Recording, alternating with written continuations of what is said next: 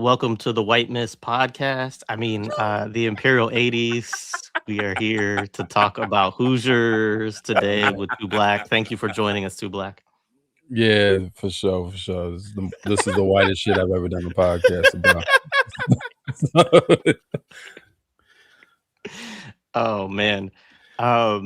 Grateful to be going through this with you all, with both of you, so that you can disabuse me of my childhood nostalgia associated with this film. So we're going to be talking about the 1986 movie Hoosiers, which is still held up by many quarters of American society as the greatest sports movie of all time.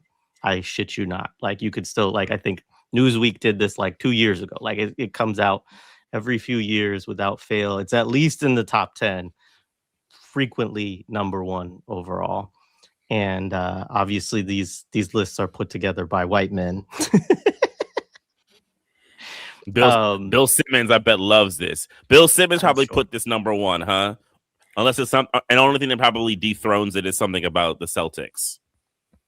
Probably the movies shit. Well, he makes the documentaries about the Celtics nowadays, so he probably would prefer his own work to this.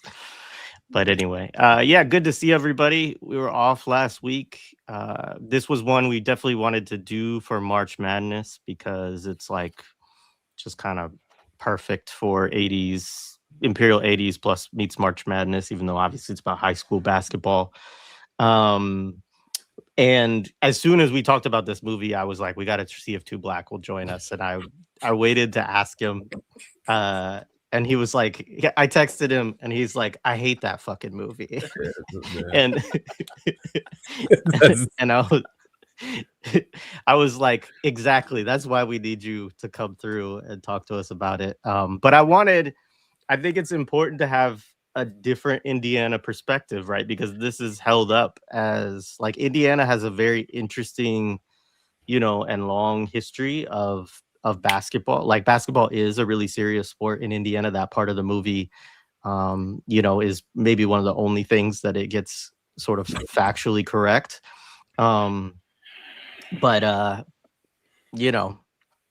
It's also, I think, what's interesting too is how unracially charged this film presents itself as.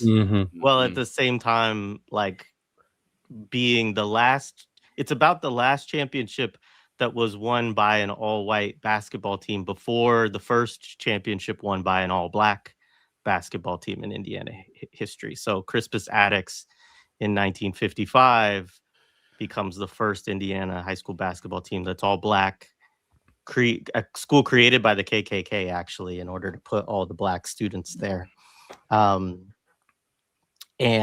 there were integrated teams that won before that, but it was the first team that had like an all black.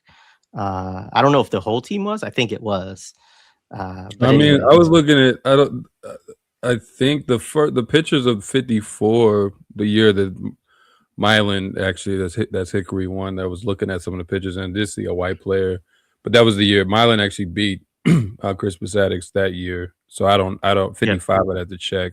But yeah, there's a whole documentary that got made a few years ago, maybe like 6 years ago or so, about that whole history, about Crispus Attucks, not Milan or Hickory.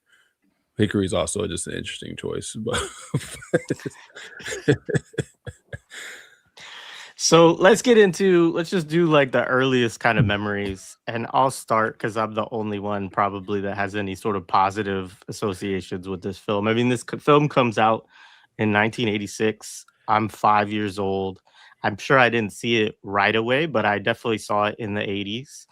And I would say that it, along with the Portland Trailblazers being like in the finals in, I guess that was 89, 90 against the Pistons. Those were like really huge for me as a kid in getting into basketball as my favorite sport. Obviously, I'm from Oregon, so the Trailblazers thing was connected to that. But, it's so funny watching this film because it brings back all these memories of me seriously thinking like I could be Jimmy Chitwood, and just, going out back shooting hoops. Like if he could do it on a fucking cornfield with a little like wooden hoop, I can do it, you know? And so so I actually think that this film, like, you know, and the music playing in my head, like I think that this film had a profound impact on my sport of choice and believing that, like, look, if Hickory, a little town with 400 people in it, can win a state championship, then I can too, you know. And so I watched this movie probably 40 times, you know. It was a regular for me. And yeah, so anyways, either M2A, you want to go next? I'll go next. So there's a couple things to remind people here. I'm from New York. So this movie, when I don't know when I like discovered it, it went into my consciousness because it comes out in '86. I definitely didn't see it. I guess whenever the cable package, and I mean like not like the HBO, but like the TNT. We were talking about this before. Like whatever channel was playing this is when the movie kind of became aware to me, right? And I for a long time thought it was like Bobby Knight's like autobiographical film, right? Or biographical film or something like that, right? And so I thought it was that. Bobby Knight only had a presence to me because of somewhat positive at first because he was Isaiah Thomas's coach, and I was a big Isaiah fan, even though I'm a Knicks fan. But Isaiah was someone that I really, really liked as a player. But I'm from New York, and when you grow up in New York, you say that New York is the mecca of basketball. So, and then you begin to have Pacers and Knicks rivalry with Reggie and Ewing, and like that, and then also Bird, right? I mean, there's all these things that are in there's all these conversations, right, that are kind of like coming in. And for me, this was like the white movie that was trying to tell me something different about basketball, right? And I just looked at Indiana as like Whiteville, right? And this movie kind of represented that, right? So like I just wasn't fucking with that because like I also like another context is my cousin was a D1 basketball player in Washington. Really good basketball player. The joke is if he was 3-4 inches taller, he probably would have made the NBA. He was a really good player. And my uncle was a street baller in New York. So like I sucked at basketball. I could never play. But like it was kind of in like my periphery, and like basketball was very much a black thing to me. So this movie just did not compute. Like I just didn't get it, right? And I felt like this like imposition of like Indiana white, you know, like, and I was like, I just couldn't take it, right? So I never really watched it fully. I probably when I rewatched it this weekend, I said I've seen every scene of this, but I've seen it kind of out of order. And I don't think I've ever really thought about the movie. Even when I had my years where I was watching lots of Gene Hackman movies, I skipped this one. Or even Dennis Hopper, which we'll talk to also. Like I had a big Dennis Hopper love moment. I was like, yeah, I'm not really gonna watch Hoosiers though. I just didn't want to do it. So that's kind of where it's like eternally sat for me, even where like my analysis has just gotten better and not so simplified on certain shit. Like I know there are black people in Indiana. Trust me, at this point in my life, right? I know that. But for a long time, like that's how it situated itself for me. And I was just like, nah, B, we not doing this one. So yeah, that's kind of where it was in my consciousness. Oh, and also the other thing I also began to hate Bobby Knight at a certain point too. I think in like the early 90s, I just really began to like not like him as a figure. I forgot what the key moments were, but when some of his controversies happened, and I began to see him just as like this racist white dude. Well, I'm sure that was the other thing. choking That's what it players, was. yeah, Right? yeah, In the early, was that the early 90s he did it? When did he do that? Yeah, but the thing was the footage came out later, so that's what it was. Yeah. Okay, 2000s. That's what I don't remember. But I remember there was a point where I was like, "Fuck this dude." He was like everything that was wrong. But I'll stop there.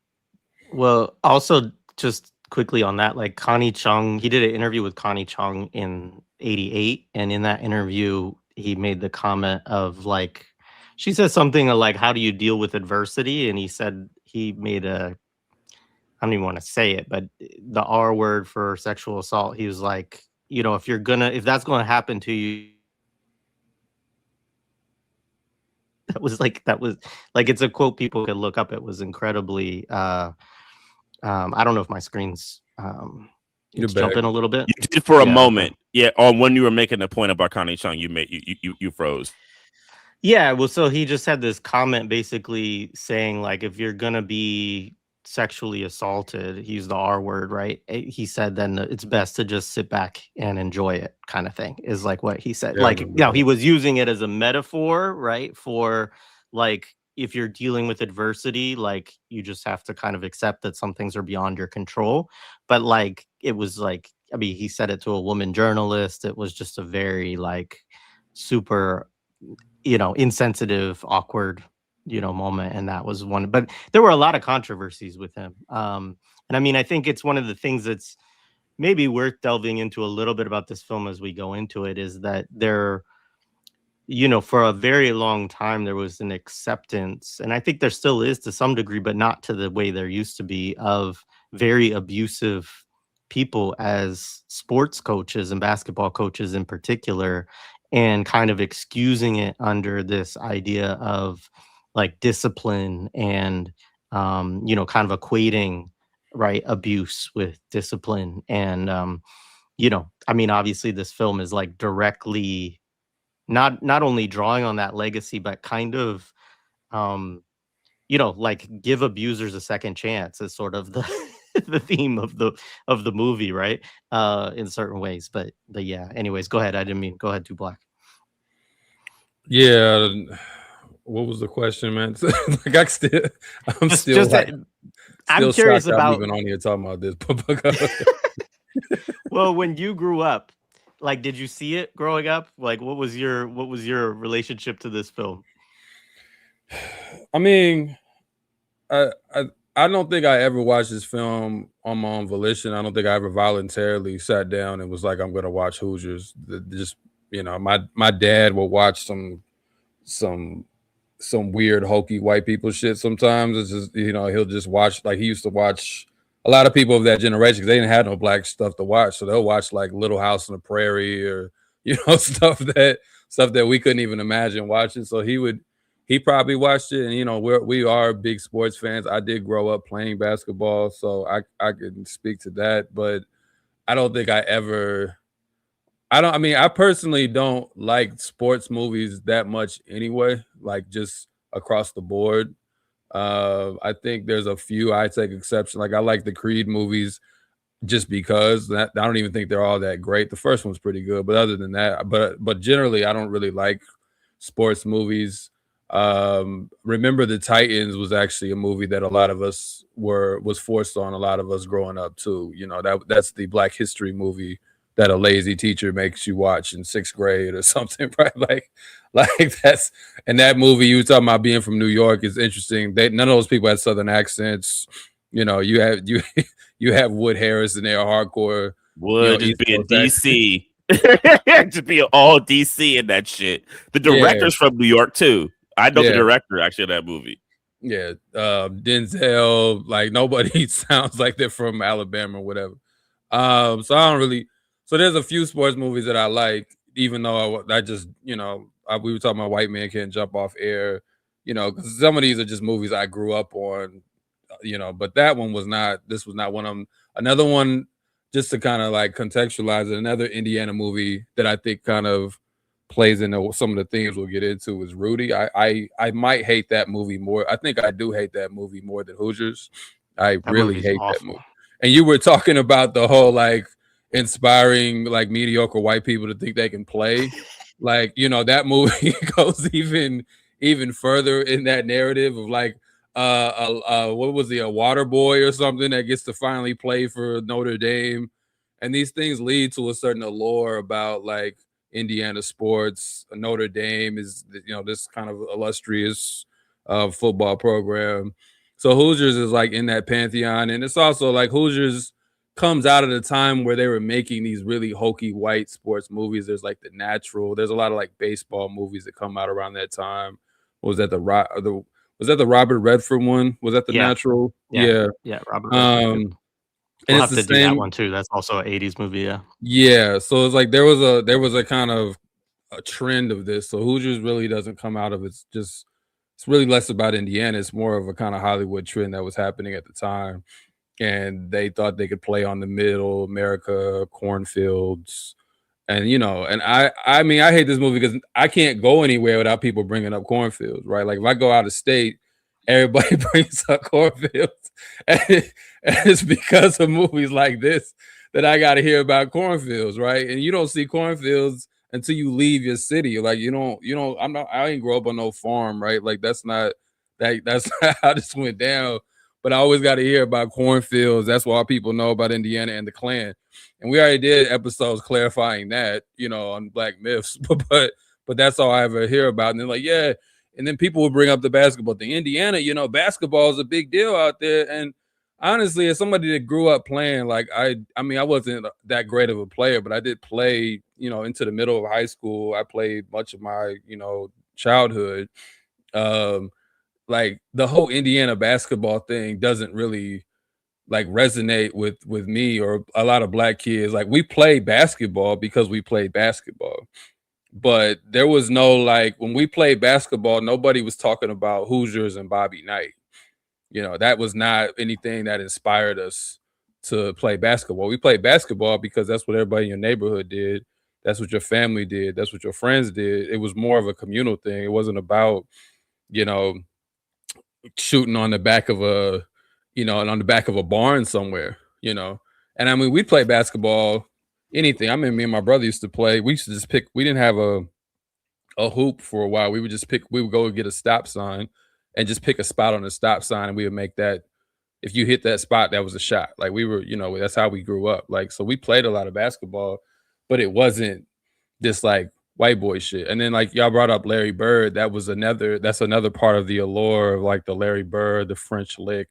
But all of that was seen as racist to us, you know, like we don't stop in cities like that in Indiana.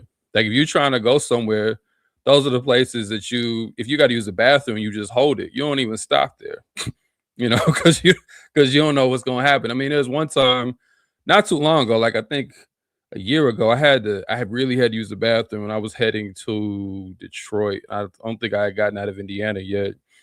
And I just had to pull over the nearest thing. And it wasn't right out. Usually if it's right off the highway, I'll trust it because I'm like, it's right on the exit. If something happened, I can just hop off. I had to kind of go off the highway a little bit to find this gas station. There was a trailer park across the street, and it was this gas station in the middle of nowhere. So I stopped at the gas station. I was like, I'm not going inside. I'm just not doing it. So I literally just parked my car in front of the gas station and I just pee on the floor because I'm not going inside the gas station. And then I hopped in my car and I left because I don't trust these folks. Like it's that real. So I'm saying like basketball in terms of those places, we didn't relate to it. That wasn't the thing. We played at the park. You know, we played the Boys and Girls Club. We played at the community centers. That's where Black kids played basketball. We didn't play at Barnes. You know, we didn't play in the back. You know, we didn't. You know, we might play in the streets or whatever, but you know, we didn't play in these places. So I grew up like, you know, you talked about New York. We grew up like idolizing like and one. Like that was the time I grew up in. It was like street ball and one mixtapes and shit. You know, that was what we grew up idolizing, not the Larry Bird thing. Now, basketball is a big deal. I want to act like it's not a big deal here when you get into like the actual organized high school sports. And it's funny, this film, the team they play in the finals is the high school I actually went to, Muncie Central. They just change it in the film to make they call it South Bend Central. But the team they play in real life is actually Muncie Central, who was a juggernaut basically right until the year I was born. Like 1988 is the last time they won the championship, right? So they got championships. Like there's banners if you go there. It's one of the biggest field houses in the country. Where Muncie Central plays. So it's definitely a big deal, but not in the way that the film represents it. It's a big deal because like a lot of cultures throughout the United States, the people themselves really love sports, like the families and things of that nature, and there's a tradition that carries on. And then the film also plays on like the whole, like Indiana didn't have like tiers once upon a time in terms of now, like high schools, if your high school has a certain amount of a number, you play like 4A, 3A, 2A, kind of like in college, you have Division I, Division II, etc. But in this film, and at that time, it is true they didn't have it. So it was this one time that this small school won, and then they must remind us about that. But we don't get a film about Oscar Robertson and Crispus Attucks, which would make way more sense. But honestly, I don't even want to see that either because I don't really like the first black team to win films either, honestly. So they actually don't make that film. Just, leave it alone. Yeah, I mean, they already did. It's called Glory Road. It's not Crispus Attucks, right? But they've made, Glory Road for folks. Yeah, for folks who don't know, is about the first NCAA all-black team or whatever, all-black starting lineup to win a championship. And yeah, I mean, it's quite. I think that's one of the most interesting things about this film is just its context within the 80s and thinking about the kind of sports movies that were made in the 80s and how different how the kind of racial dynamics and politics of making films has shifted since then, because I don't think that they could make this movie today, right? No, because it's funny. We were saying that when I watched it with two people, and we were all saying like, we don't even think white people, other than the MAGA crowd, would even want to watch this shit. It would they might make it if you think about these recent new slate of MAGA movies that are trying to be made. It's funny. I said that I was like one of the MAGA people would actually make this. Would be one of those movies that they would make themselves. But I don't think a major studio would fund such a thing at this point.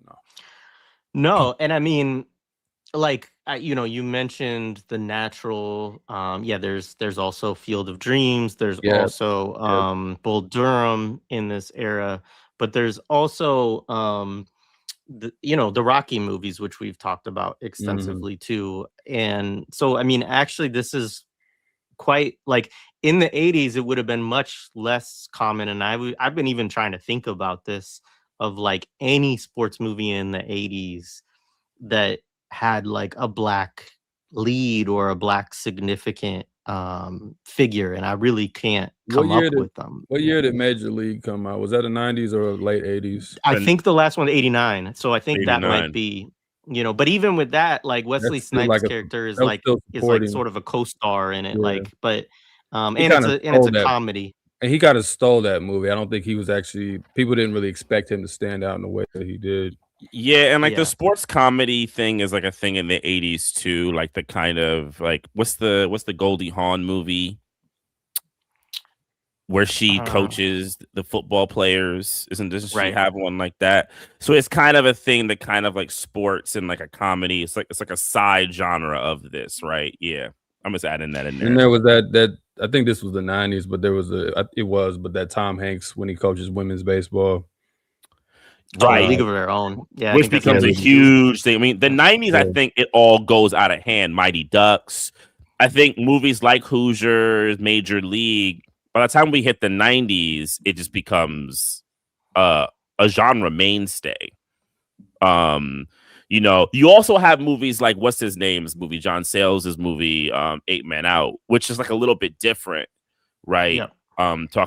But and that's kind of Sayles, and I think in its difference, it probably wasn't as popular for that reason, because it's trying to like do something about a scandal, right? And then you get the hood movie, like was it Sunset Park, and Above the Rim, yeah, those are 90s for sure, yeah, 90s, Reclaim, and then the Coach Carter.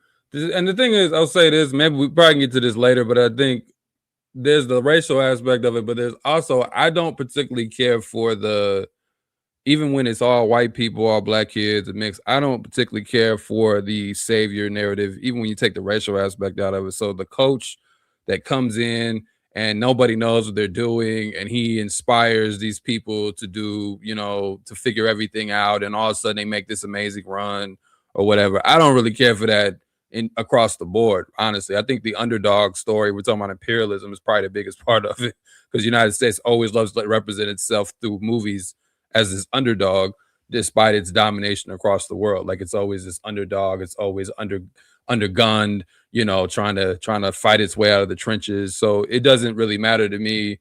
Like, even when you put it on, the white savior thing to me is actually just, you're adding on to an already bad narrative anyway. Like, so even in Hoosiers, there are no black people. Literally, we were counting in the whole film until you get to the championship, which I think was on purpose.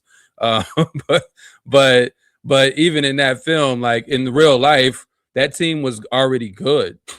Like, that team had already done well the prior season, and they were expected to do well that year. And it was a bunch of people trying out. It wasn't just six guys, right, that had never played basketball before in a gym somewhere. And then the coach comes in, who was a bad coach, by the way. But again, I don't want to get too far ahead.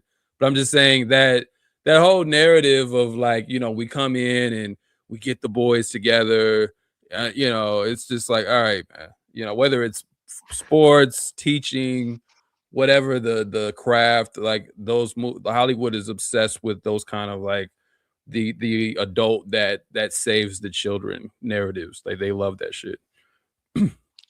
Absolutely. Yeah, I mean, just quickly, Mtume, you can jump in with, like, the, anything you want to add from the production and the context of the film. But yeah, the film was good the year prior. They went to regionals the year prior, and they were 26-2 the season that the film is supposed to represent. So there was no, like, oh, we can't figure it out, we lose 10 games, like, we have to try to, like, claw our way to the championship or to the tournament, and all of that. Like, they were a dominant basketball team, and, like, they, we can get into, because some of the style things are really funny in terms of, like, some of the games, like the championship they win by literally holding the ball for 4 straight minutes, which they didn't put in the film. Yeah. No. But yeah, I mean, the narrative that this was like some fluke or whatever, is silly. The guy who's supposed to be Jimmy Chitwood is a player named Bobby Plump, who was, like, one of the best basketball players in the state, and didn't have any drama of leaving the team and having to get him back, and all that stuff is made up in the film. So anyway, anything you want to share, Mtume, about folks involved in the creation of this? Yeah, I mean, so the director and the writer are both Indiana natives, David Anspaugh, or Spaw, I don't know how to say his name, and the other guy, hold on, let me get his name up, Angelo Pizzo, right?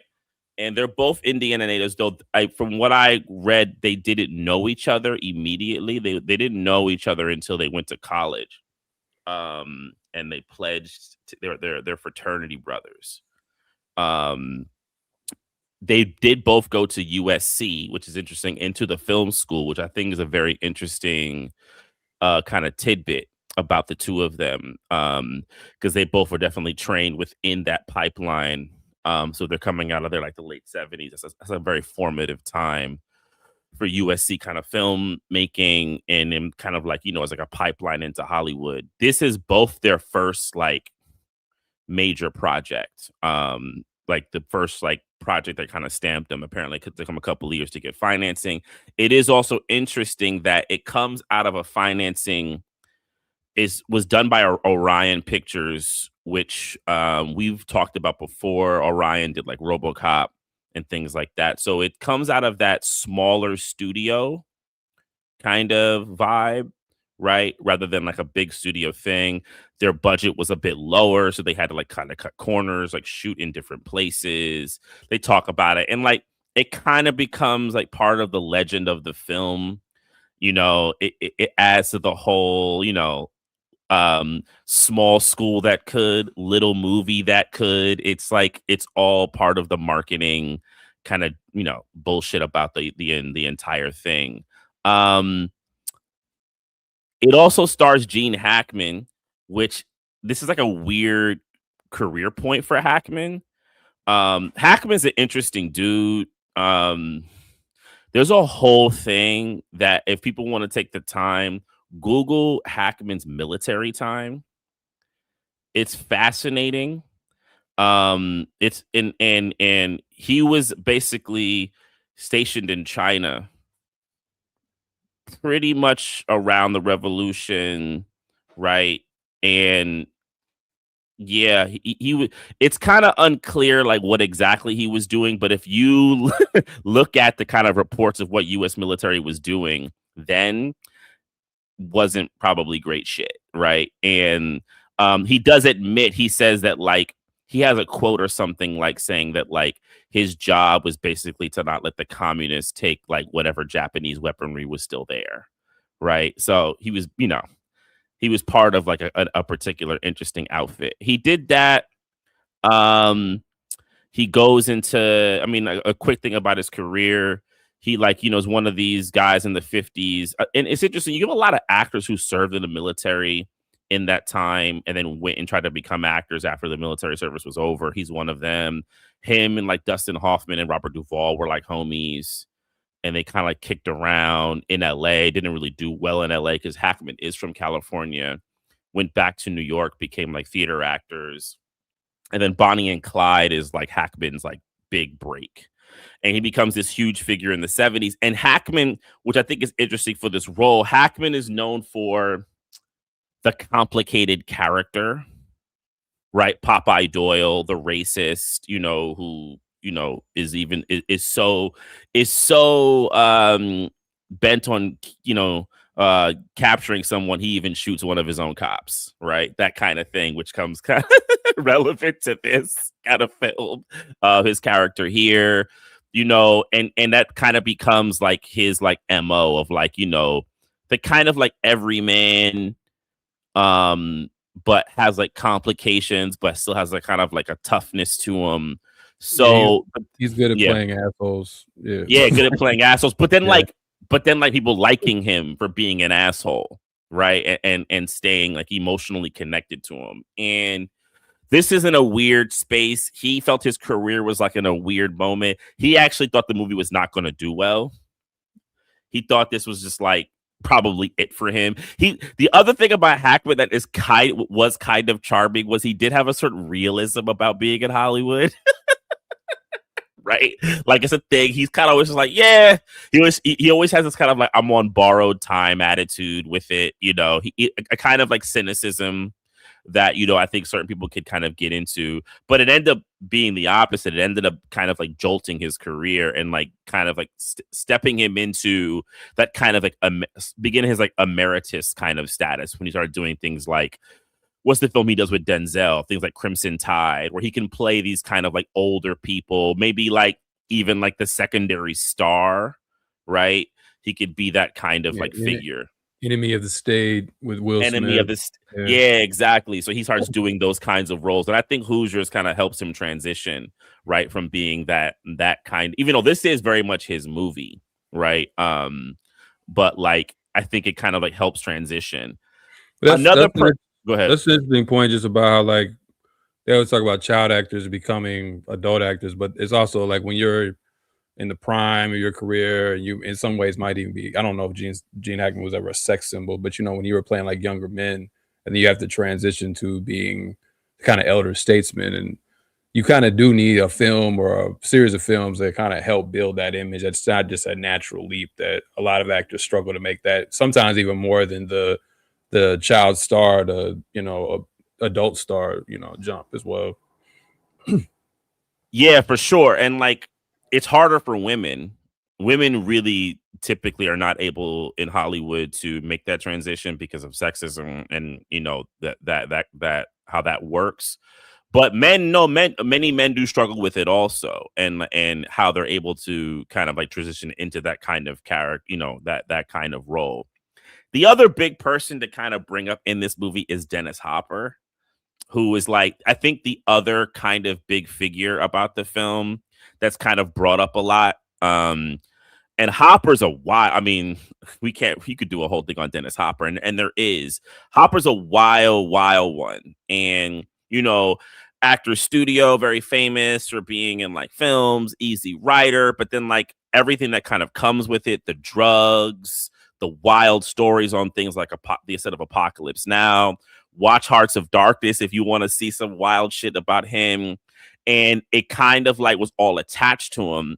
And he also became someone who became very like you couldn't hire him, right? He was like, if you were hiring Dennis Hopper, it was seen as a risk, right?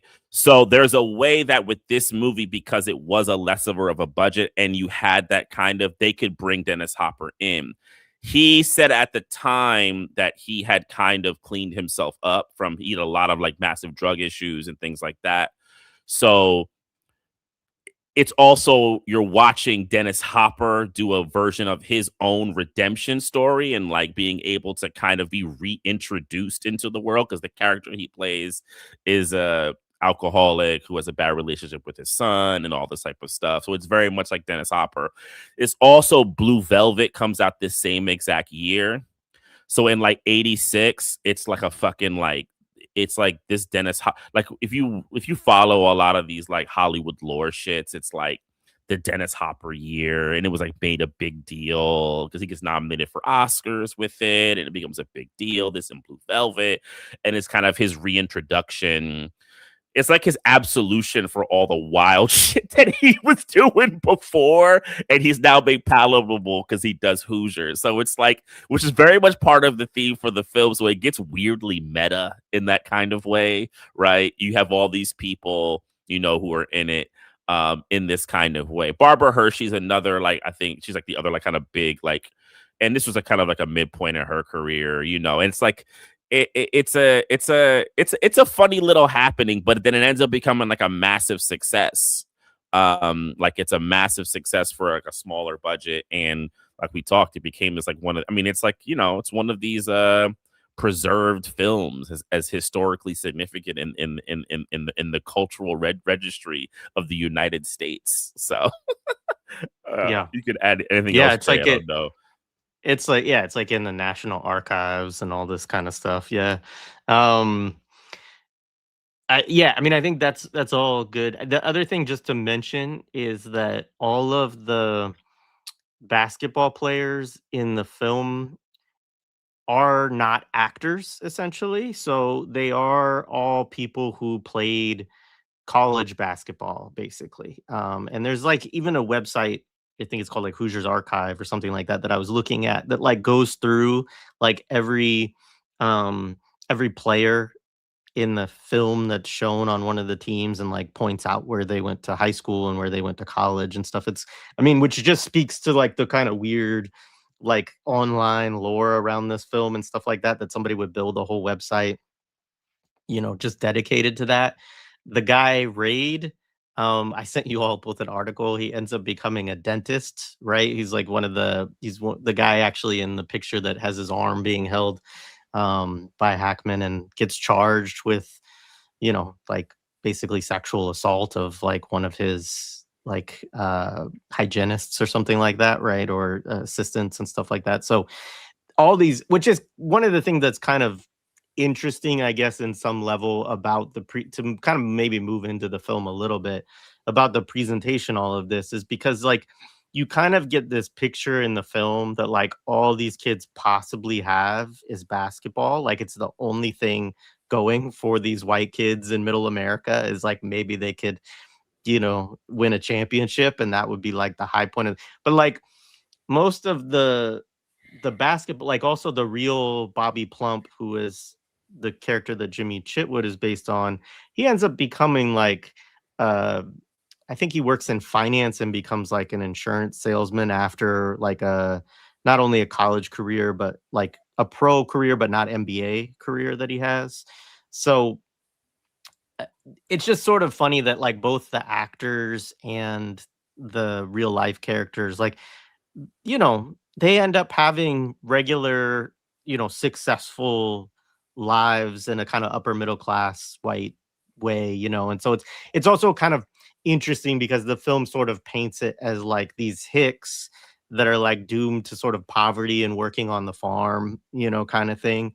And that's also not, you know, the truth of these people. But Let me yeah, add go ahead. one other thing. The other thing to point out is Ansbo and Pizzo also did Rudy. Oh, okay. That brings So it full circle. yeah, So the guys who created it? Oh, okay. hmm They That's also did perfect, Rudy. actually. I Yeah, didn't catch that, but yeah. They I also did brought that Rudy. up. Yeah. And I mean, for the most part, they do a lot of like sport. Like this is like their thing. Is these redemptive sports movies? This kind of like been their whole careers. But yes, no, like they also did Rudy. So Oh man, let's just leave it there. that's Just fitting. one more thing I want to say before we move, and you know, maybe we said that. I think I said this quickly in the intro, but before we move into the film, is just somebody said, "Oh, I think they could make a movie just like this nowadays." I think Paul said that in the chat, and what I'm saying is that the difficulty of doing that now is that literally you're talking about like the last, like going back to a time, Indiana, like the court decision to end segregation in Indiana comes in 49. And so before 49, there's like not only de facto, but also some like legal segregation of schools that goes on in And there was Indiana. still plenty of it after the court decision. Yeah. Of course. Yeah, of course.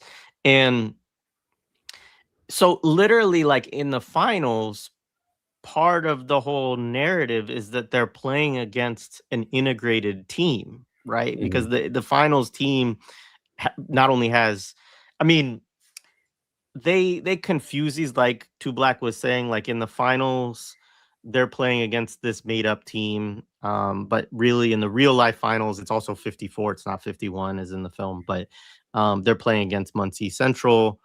um and but the team that there were two teams that were important for them to beat in the playoffs.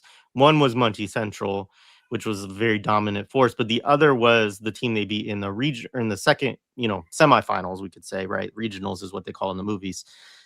Which was Oscar Robertson's team, which they don't show that in the film, right? So the finals is kind of a composite of those two games. And they use like Bailey Robertson, who's Oscar Robertson's brother, plays one of the assistant coaches on the team. And you can see it, like he looks almost exactly like Yeah, he Oscar really does look Robertson. like Oscar. Yeah. Yeah. And he was also a basketball player for Crispus Attucks for that team. And so anyway, I just say that to say, like, you're literally like pulling out this, like it's almost an anti-integrationist history or story that they're pulling out here, right? And lifting up as this, like, you know, great heroic example of this small town. You know, it's really like kind of a segregationist's dream, this movie. And instead what we get is a lot now of these very sanitized, which this movie's also highly sanitized, like, you know, Oscar Robertson, like you can go find stories in history, like obviously they dealt with an incredible amount of racism within the state.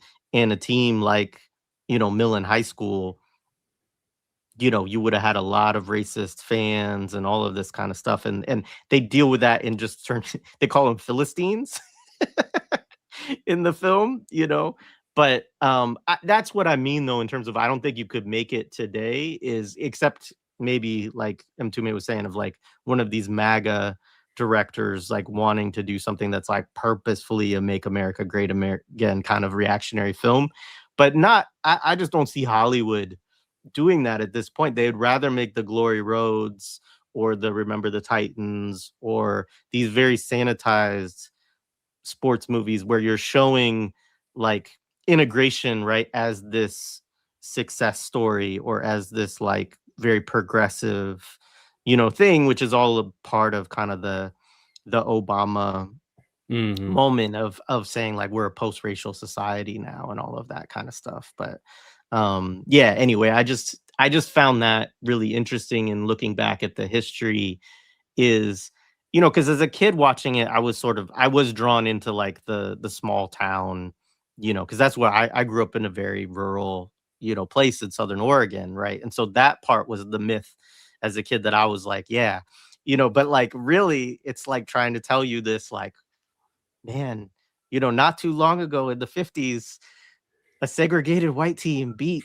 an all black, this is kind of the mythology of it all, right? Yeah, there's also just I don't. There's also this is a. I don't want to. I'm trying not. Even though it's a sports movie, I know everybody doesn't watch sports, so I'm trying not to get too deep into the sports bag. But I think there's something that needs to be named in terms of there's because again I did grow up hooping. I wasn't that great at it, but I did play some AAU, and usually the way that this ends is it's not these white boys like overcome us through overthinking. Like usually they get smacked, right? But like there's this allure that if you quote unquote play the right way, like you share the ball. Like so in the movie, he's passed the ball 4 times with no. Again, it was terrible coaching because why are we passing the ball 4 times? You're not explaining like if you and I just pass the ball back to each other 4 times, that doesn't really do anything. It's about actually like getting the defensive rotation. Again, I don't want to get too deep into basketball, but I'm saying like so he passed the ball 4 times, and so there's a white boy at the beginning who just like fuck it, I'm open, I'm gonna shoot, and he's like I'm gonna bench you, and we're gonna play with 4 players, and there's always this implicit thing in sports about playing the right way and how black players are hot dogs and they we just want to show off and do crossover dribbles and we're arrogant and we don't want to pass the ball. We're ball hogs, and white people play with their minds. Black people play with their bodies. Like that's the implicit thing that no one has to ever say it, but is implied in the film is that yes, they're overwhelmed by like if there's a part in the movie where like they're 6'6", they're 6'5", they're 6'4", like they're overwhelmed by all this athleticism, but through your mind and your ability to shoot the ball and to be skilled, you can overcome these big black brutes. Like that's a thing that has always existed within basketball. Because again, I remember one time we would play those county schools because that's really what we're talking about. We would call them county schools. They weren't in any major city. And Muncie's not a big city, but I'm saying they weren't even. These are places that don't even have grocery stores, or they have to drive somewhere else to shop or whatever. And we would play those teams, and those were layup line games. As in, for people who don't know sport, that means we were just cooking. Like that's when everybody on the team got to play, because we were gonna run. And my team was an integrated team. It wasn't all black players, but it's like we would run those teams. Like I remember the Boys and Girls Club, which was like an all black community center, and we would in those county schools would pay to play in our league. I remember one time there used to be a rule. We had a rule that you could only press. That means you could guard the team full court only if you were up 10 points or less. Anything after that, they had a rule you weren't allowed to. So we used to press, and I was the tall guy, so I just stood in the back. And if anything got by me, I just blocked it and sent it the other way. So we would press, go up 10-0 on these teams, and we had to come back on half court. Then I would just block everything. And then I remember one team they almost did not score. It was like 72-2. And we were trying to make sure they never scored. It was one of these teams that would be just like the Hickory folks from some small town with 1,100 people or whatever. And then that same team later, we beat 95-12. I remember this game very well. And we were playing like 6-minute quarters, right? Like that's what normally happened. Every once in a while, they might have a good player that just grew out of the cornfields, right? That was just so amazing that would make the game close, right? And the funny thing is, even with these white schools, this is why you can't just make it a racial thing. If there is a white boy, like whatever his name is, the white boy in the movie, in today's world, he's getting extracted out of there too. Just like our hood teams, the high schools don't get those best hood players. They're getting sent to some private school. He's getting extracted out of there. He don't get to play for them. You know what I'm saying?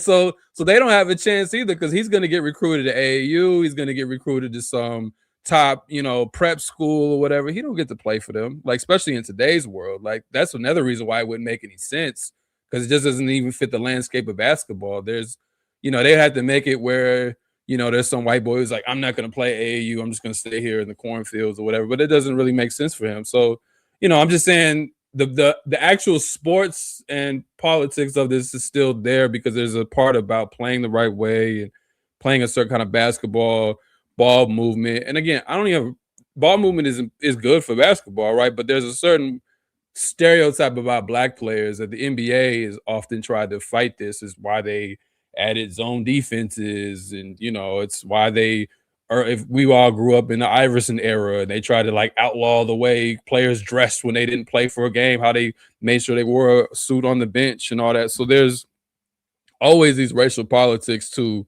even how the sport itself is played. And then there's these class politics, because nowadays they found a way to eliminate that. That's my last point. We can move to the movie. They found a way to eliminate a lot of the more street ball stuff by either like co-opting it, or now the NBA is hard to even get into as a kid from the inner city or whatever, because it's becoming more like tennis or something where you got to be able to hire a trainer. And so if you watch the draft, you're going to see a lot of like light-skinned boys named Jalen, being drafted because they're the son of a former NBA player or a former WNBA player who had the money to, train them young, versus the Iversons probably not even getting in the NBA anymore.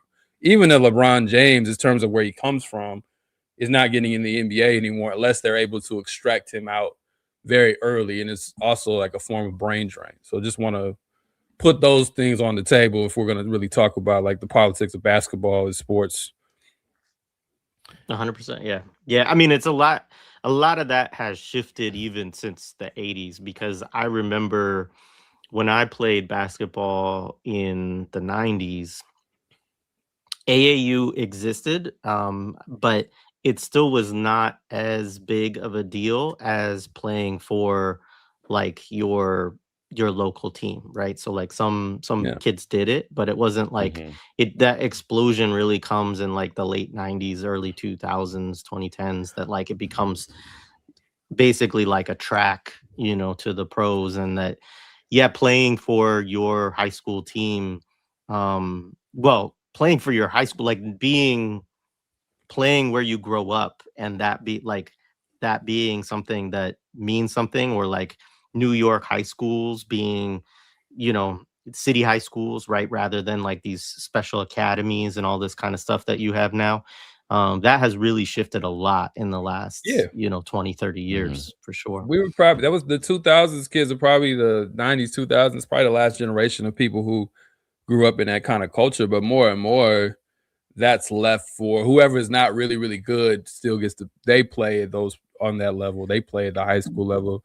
But I think there's a way you could think about that is even a kind of privatization of sports as well, because there used to be that the public really did produce these athletes, right? Like, they came, I mean, football, you still get that to some extent, but there's still a lot of private, but football, because it's such a violent sport, you can't, and it's more expensive, you have to kind of subsidize that through like just your typical high school or things of that nature. But transferring and, sending people to these powerhouse schools and taking talent elsewhere has been a thing for a while, but it's become much more of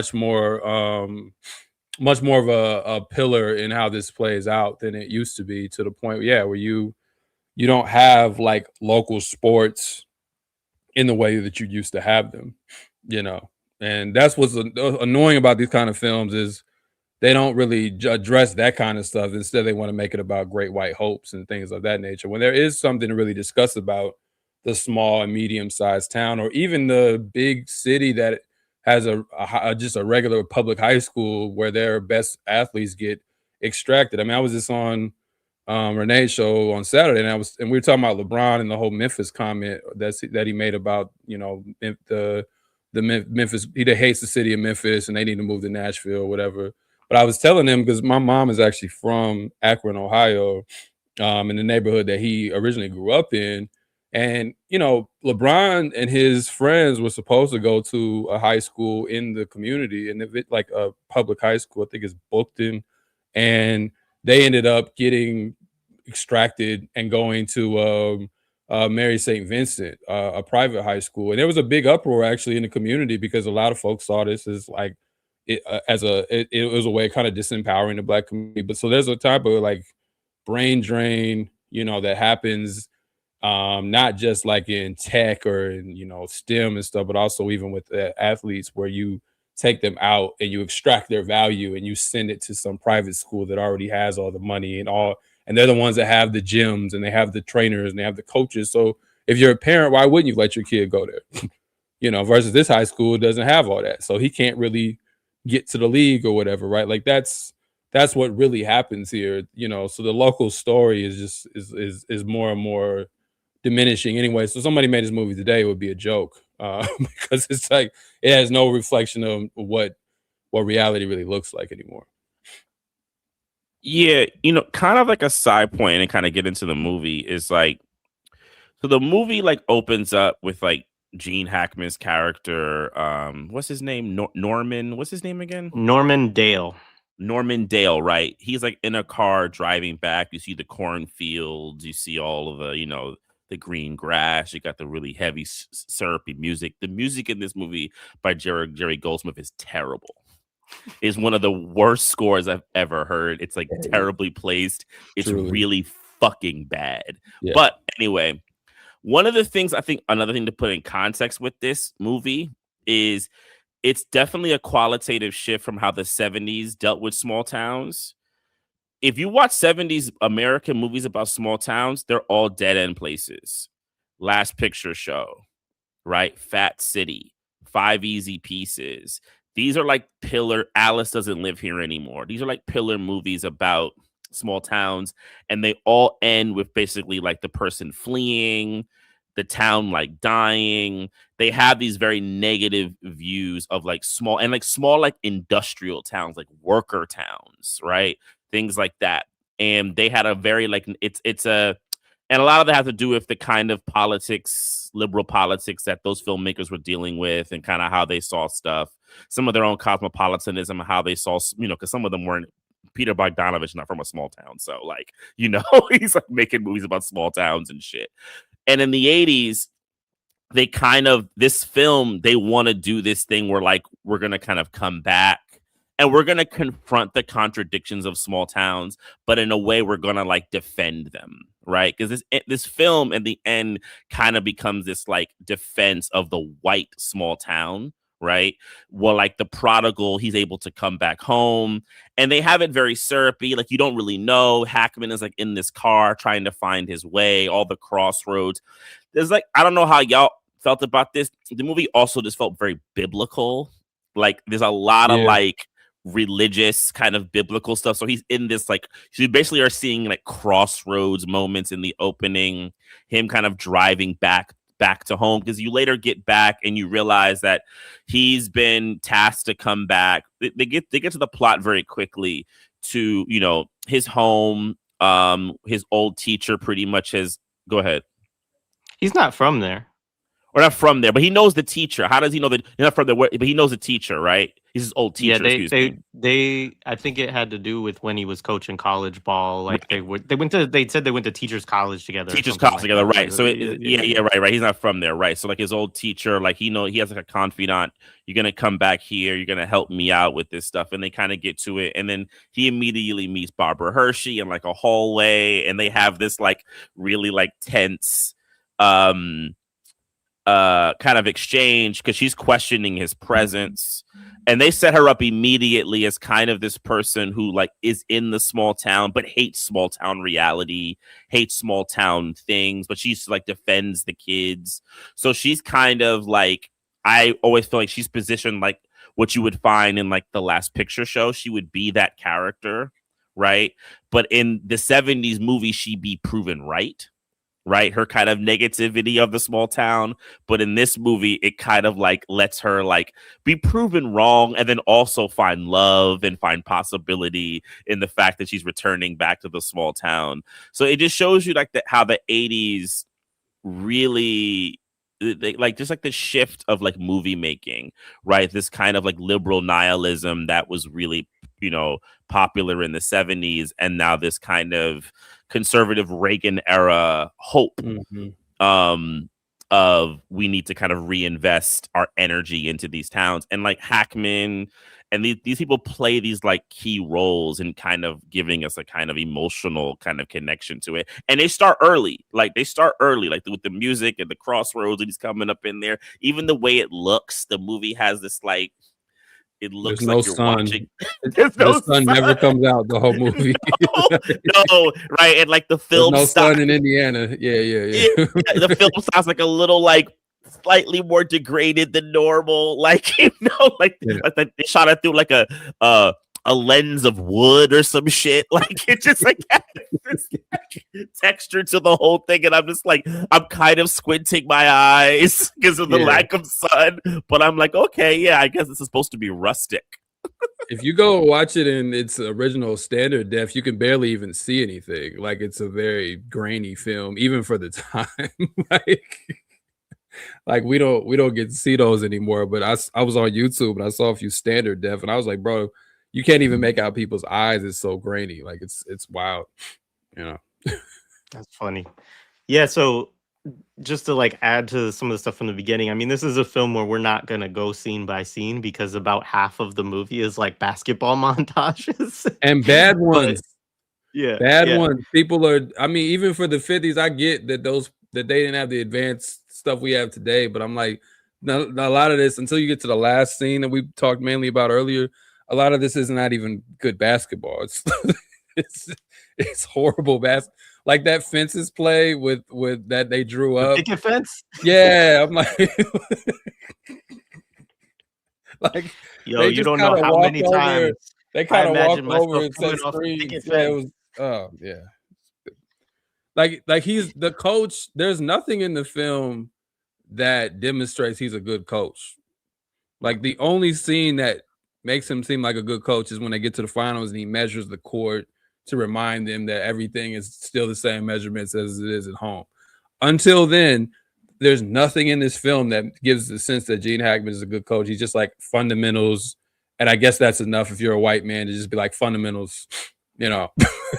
That's like there's no gems. I get that they're trying to show this for the average person and we'll get deep into the X's and O's, but there's still ways to make it seem like this person understands the sport. There's nothing in the film that gives you that sense that Gene Hackman really understands basketball, like as a coach. Like it's just, he's just mean. That's it. But go ahead. I'm sorry.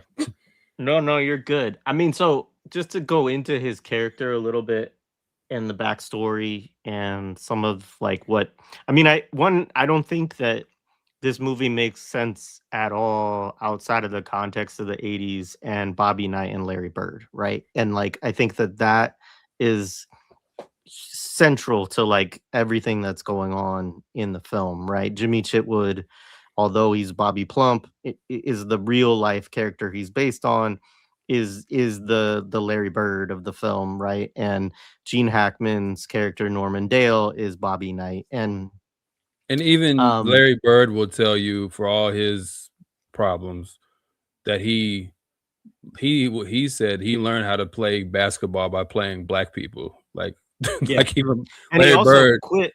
Yeah. He also went to Indiana and quit because he hated Bobby Knight. So and then went to Indiana State, which Indiana State, funny enough, is one of the blackest schools in Indiana. Like for those who don't know, like so, but he goes to Indiana State, right? Like which is just funny. But yeah, like he used to, Larry Bird used to get mad when white people guarded him in the NBA. Like he took it as a defense, you know, like so. And I'm not trying to make Larry Bird some racial justice warrior. I'm just saying, even for the Larry Bird allure, a lot of people put that on him more than that was him, you know, making those claims, because that's just white folks wanting to have something to believe in, right? You know. So you can watch like these old, like I guess it was a series that Bobby Knight made that was like about how to coach basketball. And there are resonances with Hackman's character here. I mean, like the 4 passes thing is a Bobby Knight, you know, ism sort of thing. And just all of the like, you know, practicing defense, running, teaching fundamentals. And I agree with everything Two Black said about the racialization of this. I mean, if you just listen to the way people, like even NBA commentators today, talk about like Cooper Flagg and Con Knippel versus like how they'll talk about, you know, young basketball, like black basketball players that are also very good, right? Like it's cerebral, really understands the game, like has all the fundamentals. I mean, this was a thing too as European players started coming into the NBA, right? They always talked about how, oh, they teach the fundamentals in Europe. We don't do that in America anymore. Like all this shit. And so it's like, it's funny how much people just say that discourse where I don't even know that they're that conscious. Like I feel like it's almost at a like subconscious level with a lot of them, but it's still like very much that way. And it's not even a question of like, obviously Cooper Flagg and Con Knippel are very good basketball players, right? Like nobody, you know, so is Nikola Jokic or Luka Doncic or whatever. Yeah, but it just becomes this way of like the discussion of white or European players versus how they talk about, you know, Jason Tatum or LeBron James or, you know, go on and on. And I think that's like, you know, I remember this a lot in the 80s and the 90s. I mean, as teams like Georgetown, I mean, especially when you get to the 90s and you get the Fab Five, like, and then Duke as the alternative, man. Leitner. Right? You just got to bring in Leitner. Yeah. So this whole like discussion of, you know, and Duke is very important here too, because both Krzyzewski and Bobby Knight were Army, right? They both went in the Army and they both coached at military academies, right? And then they took that to Indiana and Duke. And so that's part of what this film is definitely playing on with Hackman's character, is this idea of bringing the military disciplinary figure, and that being like how like this discipline is what creates good basketball coaching, right? And I mean, it's still like, it's not quite as much of a thing anymore, I think, because Krzyzewski and Bobby Knight are not around anymore too. But this had a big hold in the 80s and 90s on people. Yeah. And they had to, I mean, it's sports and races and class and all that and even masculinity and all, it's messy because a lot of it is so symbolic. So if you're trying to look for a complete clean narrative, you're never going to find it in sports, right? Because they have to actually play the game, and that's way more messier than the narratives that people try to erect. But like even Krzyzewski and Bobby Knight to a lesser extent, the way the game in college moved, where because you had those kind of programs where they're like all about our players graduate and our players get good GPAs, and because that was another thing with Bobby Knight, was like that was the thing that people would often use to combat any kind of charges of racism, or they would like his players graduate, and I do think that there's some merit to that. Like he doesn't just kind of like chew them up and spit them out. Like his players graduate, they actually have a degree when they leave versus. But there were other schools that exploit this differently, like Kentucky, which, you know, was one of the foundations of like the one and done, right? So one and done, for those who don't, again, watch all this, is you can go to college for 1 year and then you can enter into the NBA draft. You don't have to play 4 years. So Bobby Knight and the older Krzyzewski model was like, my players stay 4 years. So even if black players come, they all get to get a degree and I don't use them. And then you have the kind of car salesmen, like the coach, what is his name? Calipari, that coach like Kentucky. Calipari, Patino before that, which is like kind of another thing of the Italian, you know, the Italian slicksters, the white, you know, bread thing. It's so fucking weird. It's so harsh. Mafia sliding a little money to the players on the side. Yeah, like, so you had the other side. They're like, no, you can come here and just play 1 year, bro, and you'll go to the league. Just come through. And we, like you said, before the NIL and all that, we'll take care of you. You know, like, you know, we'll take care of you so you can come here and you can get your money and then you'll get drafted. And that was particularly in the 2010s and in the late 2000s, that was a model. So Krzyzewski eventually goes and does one and done too. That's how Kyrie and people like that end up at Duke. Because Kyrie didn't even play that many games. That he was hurt most of the season and still got drafted #1. right? So Krzyzewski still had to eventually give into that model despite all those years of my players graduate.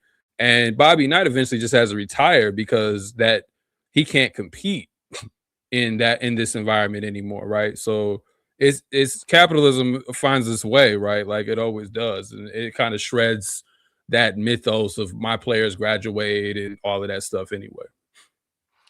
Yeah, so just a quick note on Knight in this era. So Bobby Knight won 3 national championships at Indiana. His first one, I think, was 78 or 79. He won, and one of his championships, they were 32-0. Like they didn't lose a game. Yeah, that was with all season Steve long. Alford. Yeah. Yeah. Yeah, it was a Steve Alford team. Yeah. And then there's a book that comes out, and I'm blanking on the name right now. I can't remember. I don't think it's Season on the Brink. It's John Feinstein. Comes out the same year as this movie. Yeah, it is A Season on the Brink. And it was on the 85-86 season.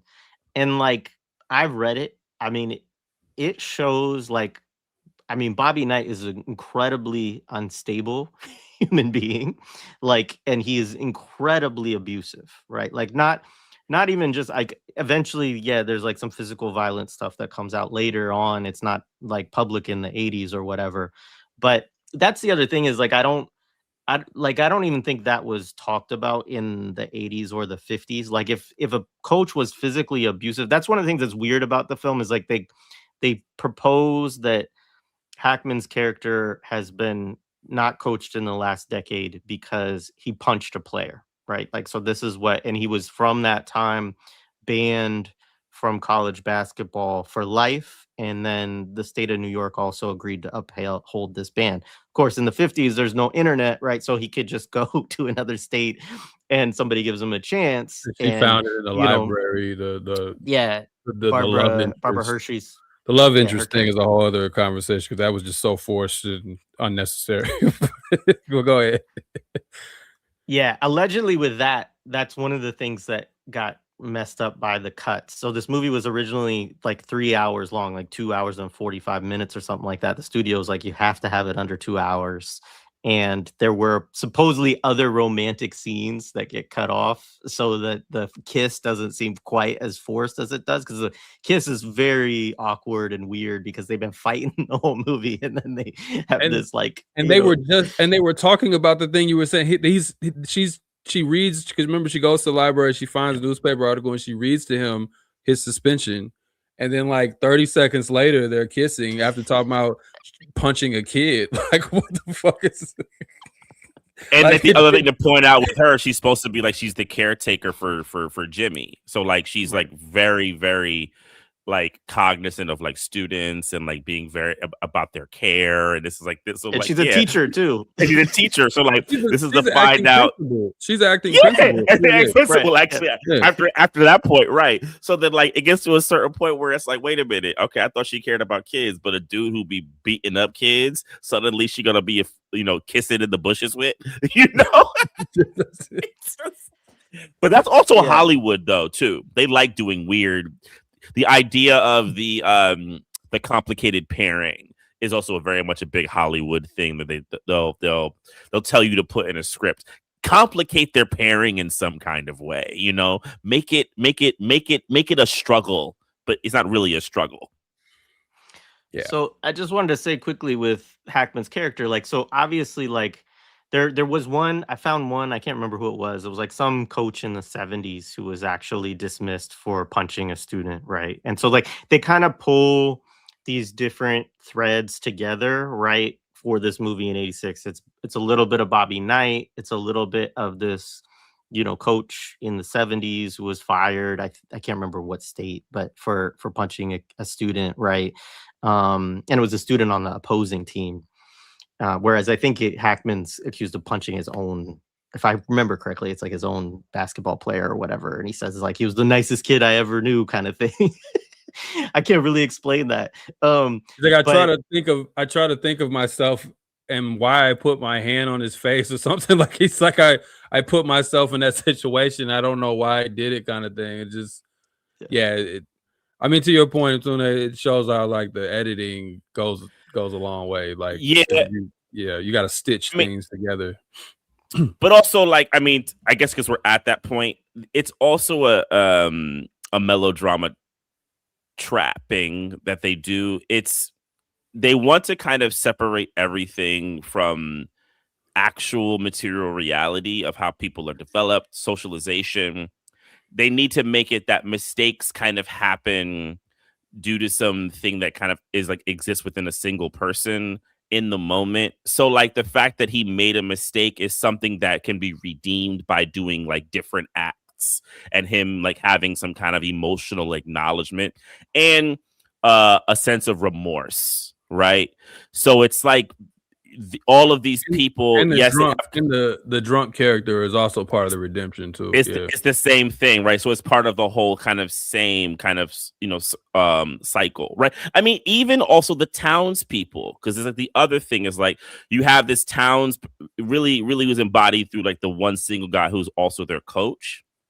He is like, I mean, he tells Gene Hackman that he would like he'll strap him somewhere if he fucks up the team, right, and like whip him. Right. I mean, he gives him this like really, like terrible like warning and threat. By the end of the movie, you got single shots of the dude like, loving the team and like being part of it. So the town even gets to be redeemed from their kind of, nasty untrustworthiness through like basketball as the center. And it's the thing is melodrama. Like everything is about these quasi emotions and that people, they kind of get beside themselves when they're in, hot moments. But if there's something that's pure, basketball and love, and I guess love for children or something like that, if you can kind of reconnect to that, everything can be absolved and you'll find it and you'll make these perfect moments, which is a state championship, right? When they'll have a picture and a little kid dribbling at the end. I mean,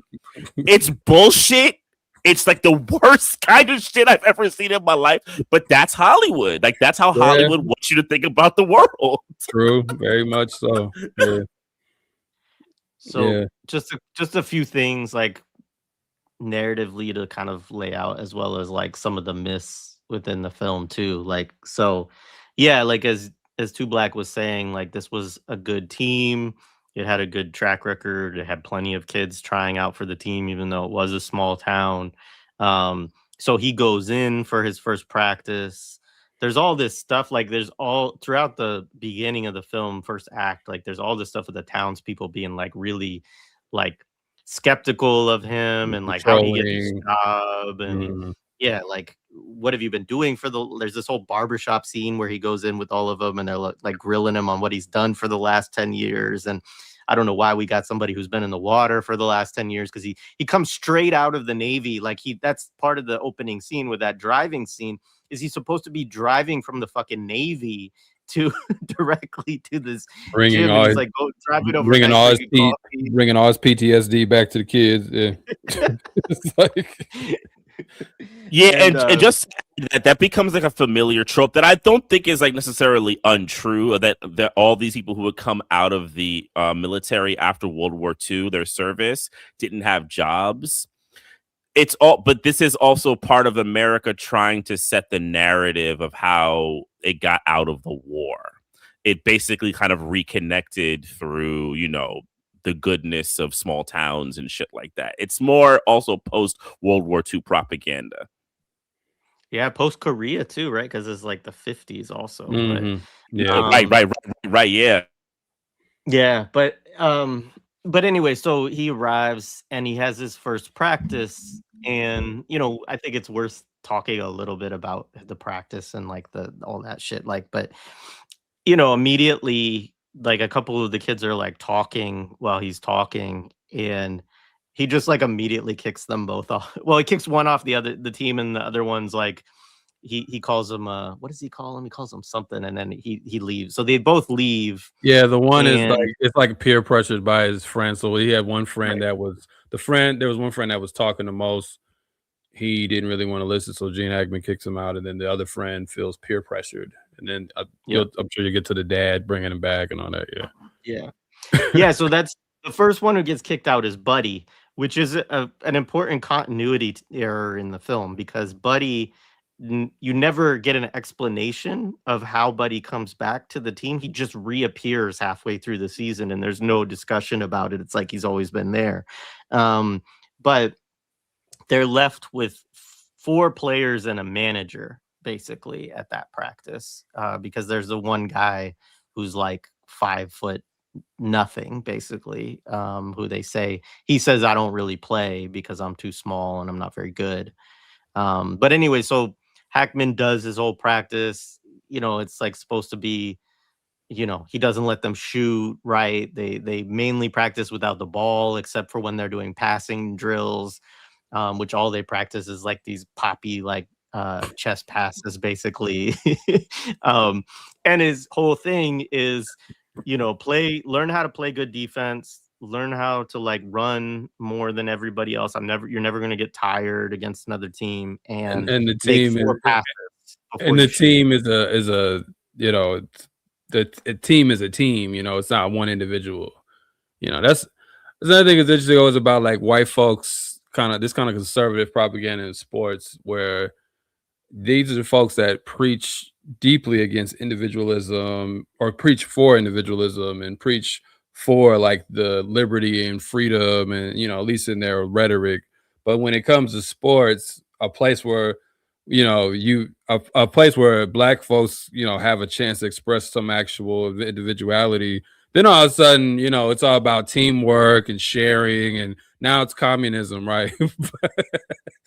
But it's like anywhere else, like you got to be an individual and all of that. But when black folks, like they take us, that's the thing. Black people, we always like, okay, that's what we can do. All right, fine. So we really do it. We really do it. Like T.O.'s like, I'm gonna put a marker in my shoe and sign the football on Monday Night Football, and I get a touchdown.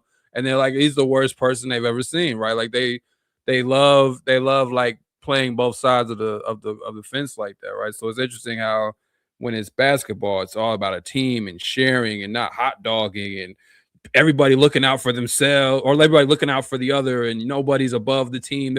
There's no I in team, like it's always interesting how that works when they don't actually believe any of this, and it only applies clearly to certain people. Yeah. And basketball really gets weaponized with it because they love that individualism in baseball. Let's keep it real, right? And they hockey. Love it. And hockey, right? And football too, like the quarterback being able to do everything. Yeah, they'll get into the team thing here and there, but like basketball, it really gets weaponized. And I do think partly because of what you just said, because black people are so dominant in it, right? And the kind of core of good basketball.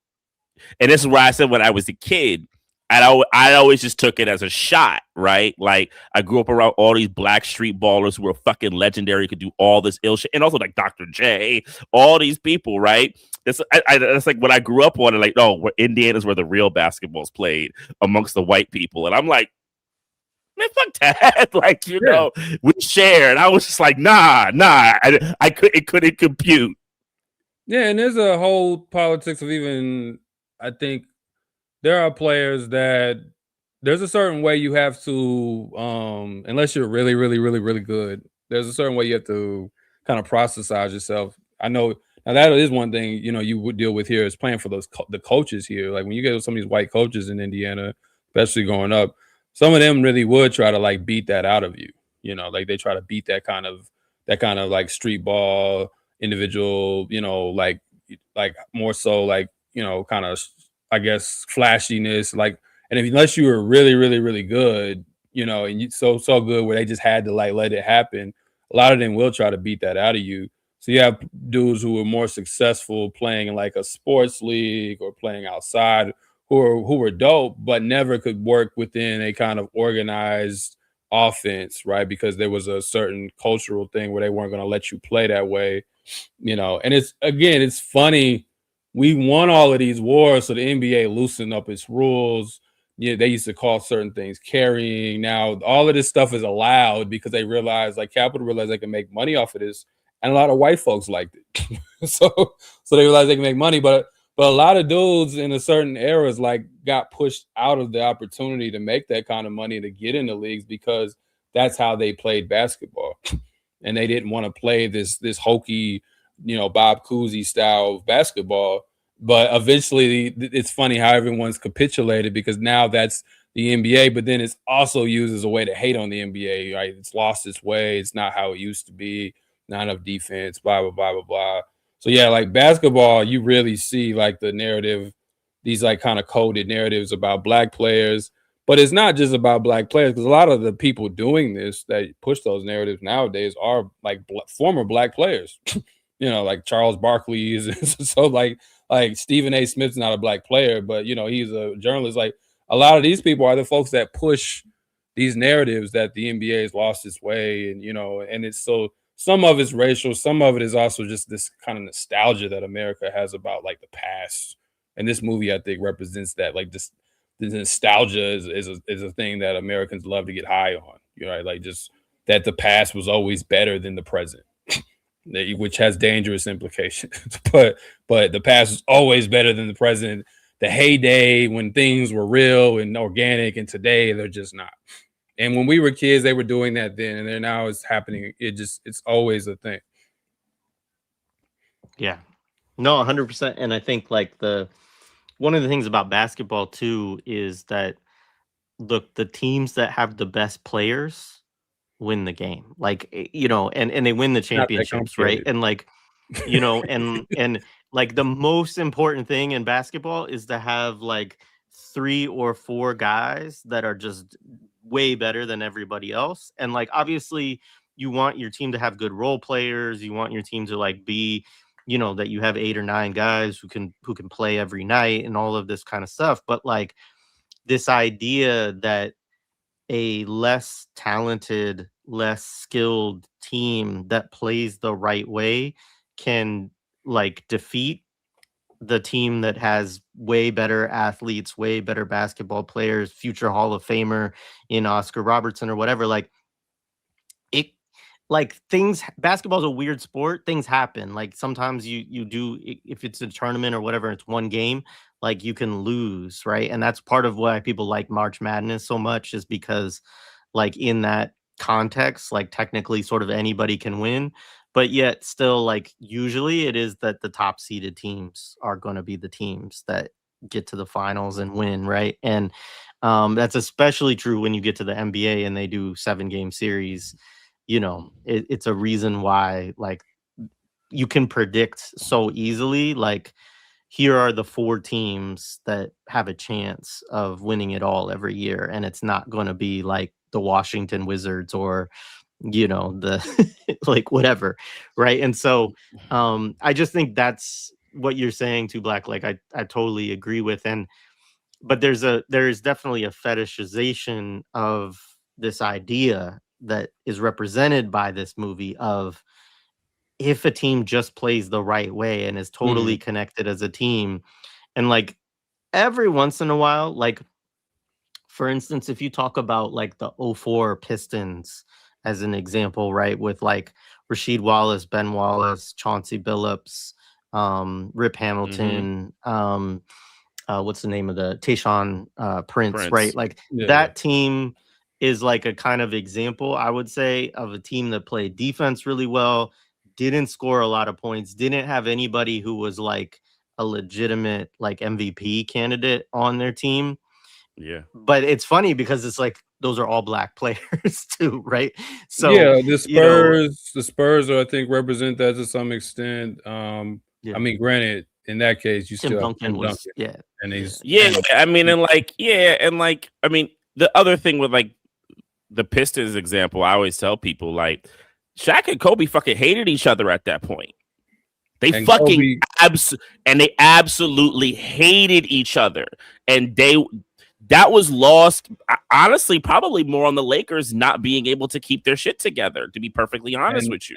And this is not to defend it, but this was also the year that Kobe was literally facing charge. So not to glamorize that at all, but I'm saying there were other factors that went into, why. And Gary Payton, Karl Malone was hurt. I mean, I don't want to get too deep in the sports bag, but Detroit earned that championship nonetheless. I mean, 100%.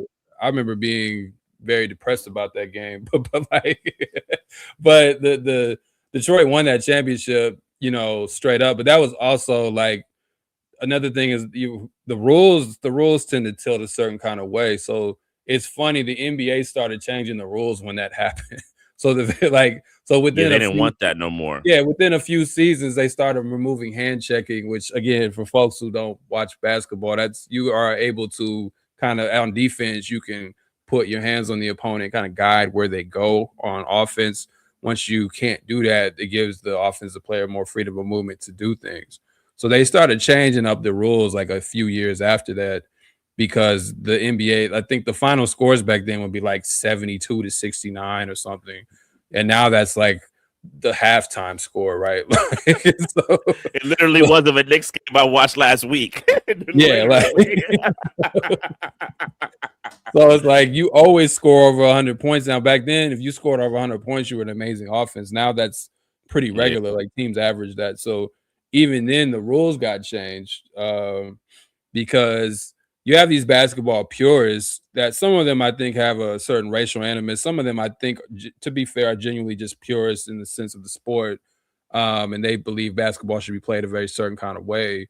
And the truth is, like, people don't really want to watch. Like the ratings weren't that great when the score is 72 to 69. It's just people like myself might enjoy that, but I'm saying a lot of folks want to watch people score because that's kind of the point of the game.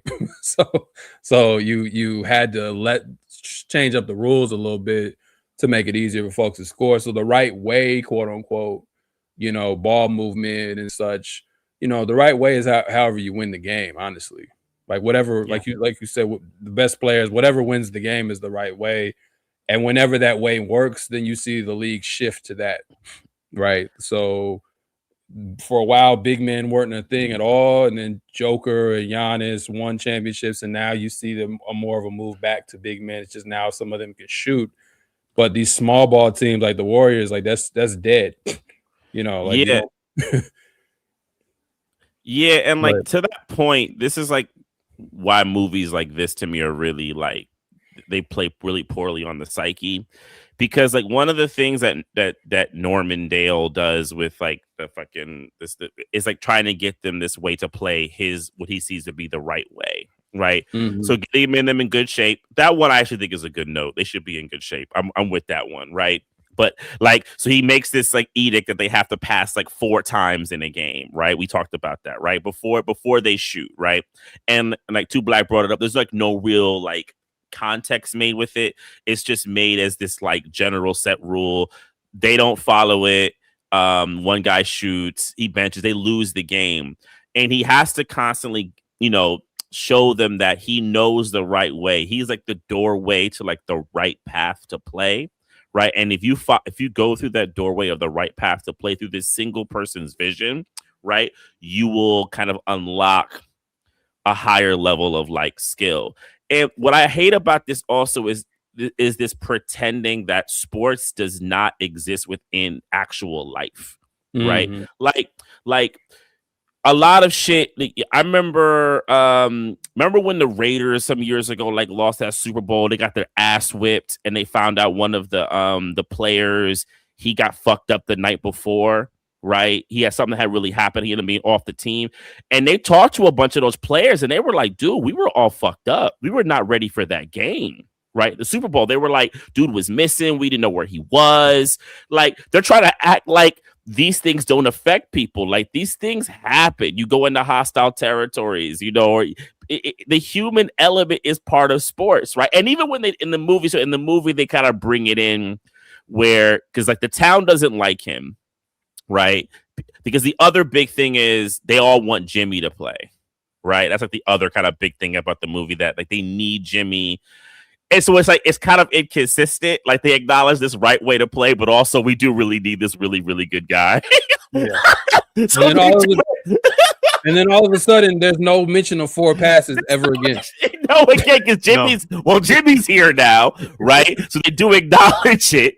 But And then like things are happening, like he'll be on the sidelines, right? And then like the refs will give him like a tech, right? Which is like seen to be unfair. So there's like, and then this rumor that like they're trying to basically undermine him, and you see like the townspeople in the crowd giving him like the ugly looks and everything, and he's basically kind of working. So they'll admit that these things kind of happen, but they like separate it from it actually being able to affect really what will happen, right, in the actual games.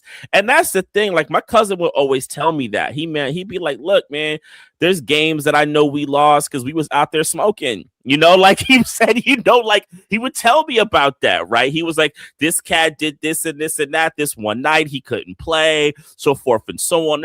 There's like a social totality that exists that makes these things happen. But these movies kind of want to isolate them and separate it and say if there's like this one special way, which they never really tell you what this special way is, they don't. other than like listening to Norman, right? Yeah, and you know, that's it.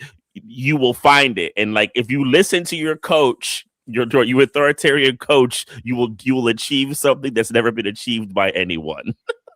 Yeah, it's also the yeah, like I mean, that's the thing. There's like legendary stories about how Iverson or even Jordan, really, they could stay out all night.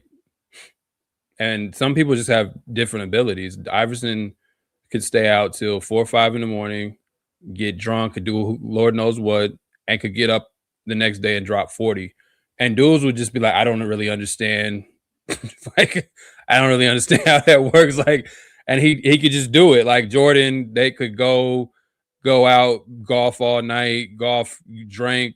So like some people, that's the thing about sports is you're talking about in terms of athletics, I don't want to get into like DNA and genes because that gets very weird, but you are talking about people who have very like accelerated traits, you know, compared to the rest of us, you know, and so some of these folks can do things that, you know, we just can't do, right? Like, I mean, even if you think about take sports out of it, we've all worked jobs where there's people that they can stay up all night and get fucked up, and they can show up the next day, sleep 2 hours, and you're out. Like you might even have to call in. They can go in the next day and just work. There's people who, for whatever reason, you know, are able to do that, right? Like, but to your point, we act as if they're just on the court, and then whatever they do after that is just not even thought about it. And video games, I think, have also played a major role in thinking about that. Like I play Madden all the time, and it's like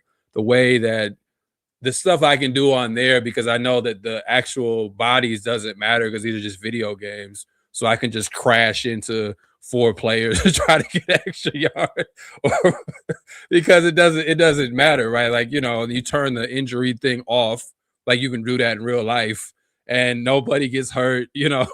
It's just like it does create a certain, like, they're not real people, like they're just like these kind of nodes on a court somewhere.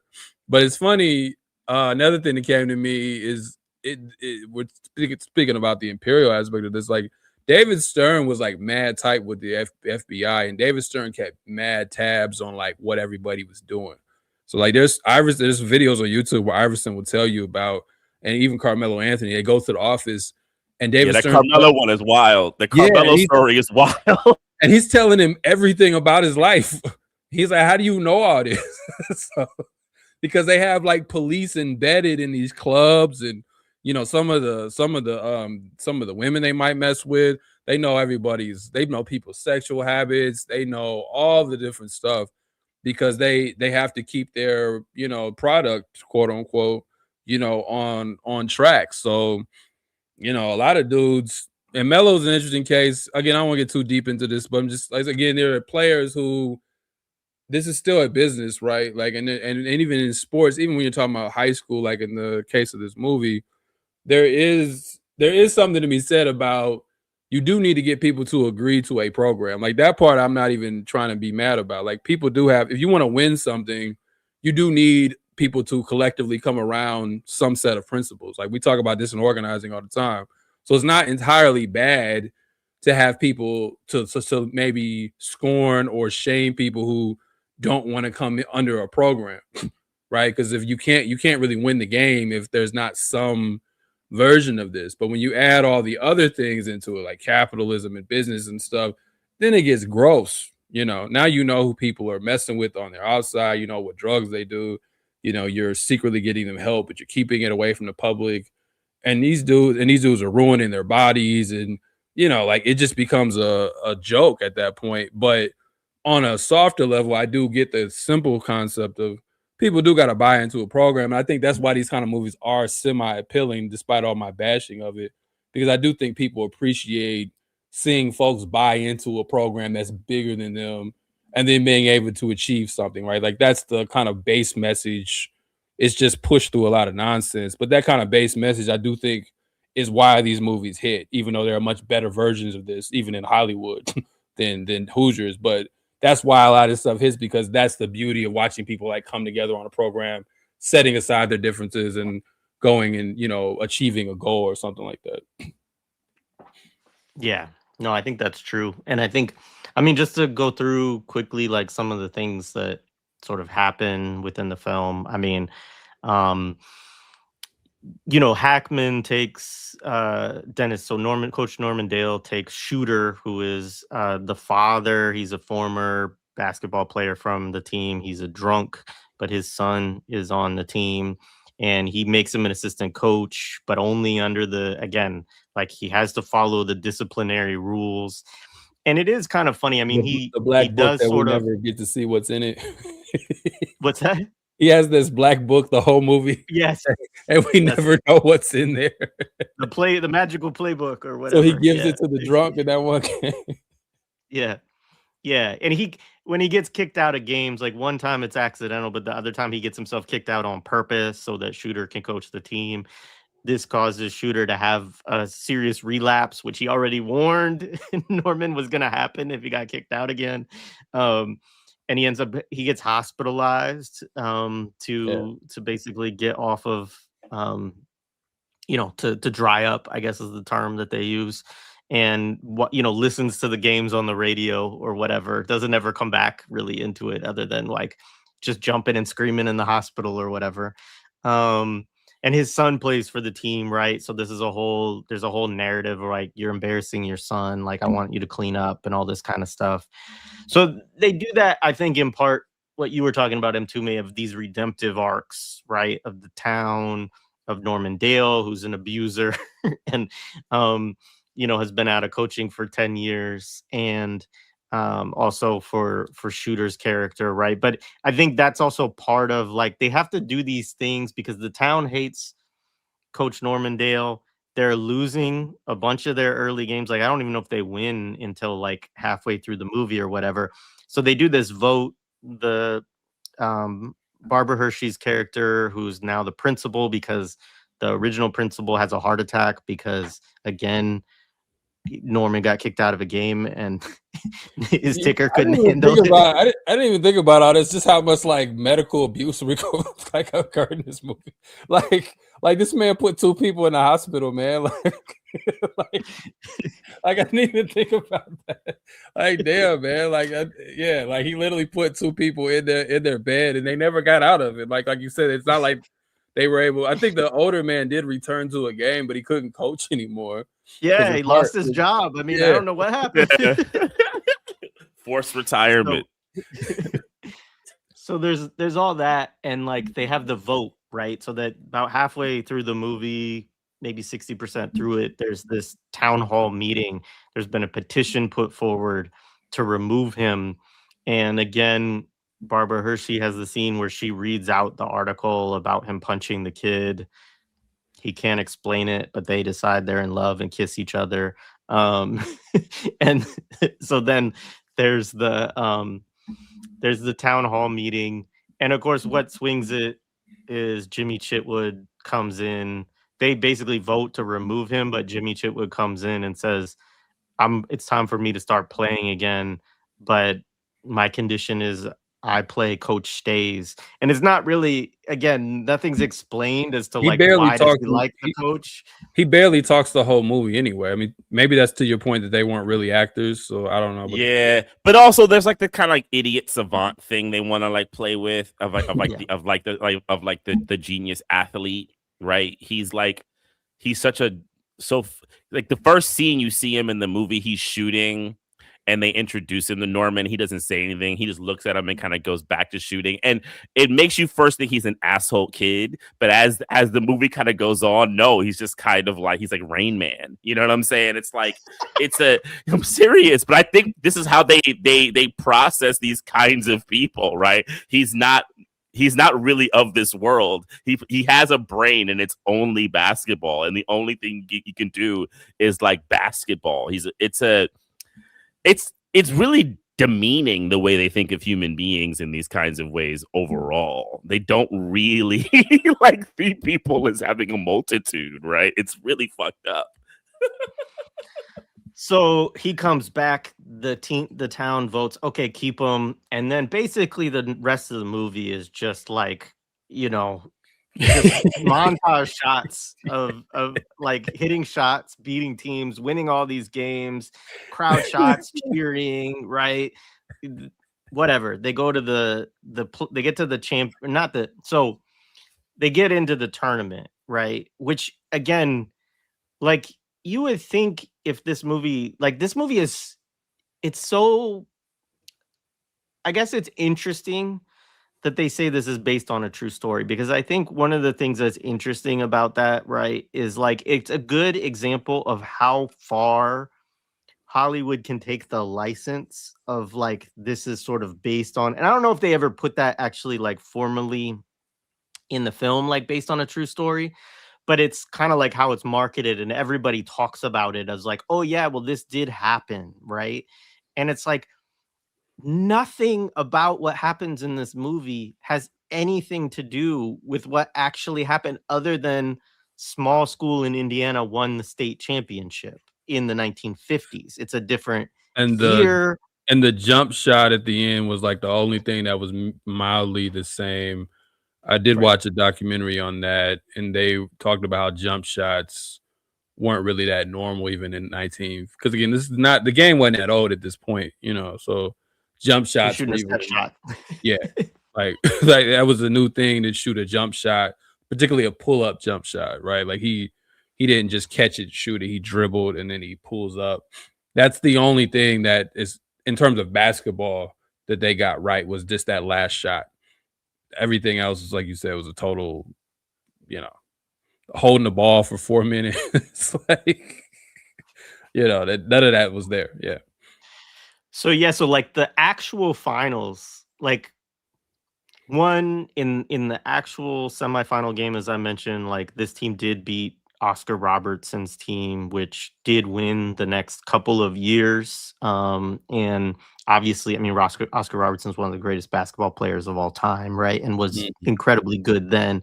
They kind of like, his brother, Bailey Robertson, is the assistant coach. I think we mentioned that already, right? And that it does have that scene before they get to the finals, which is a famous scene, which people were really mad when they cut it out of the TBS version, where he measures the hoop and then he measures the distance between like the baseline and the free throw line.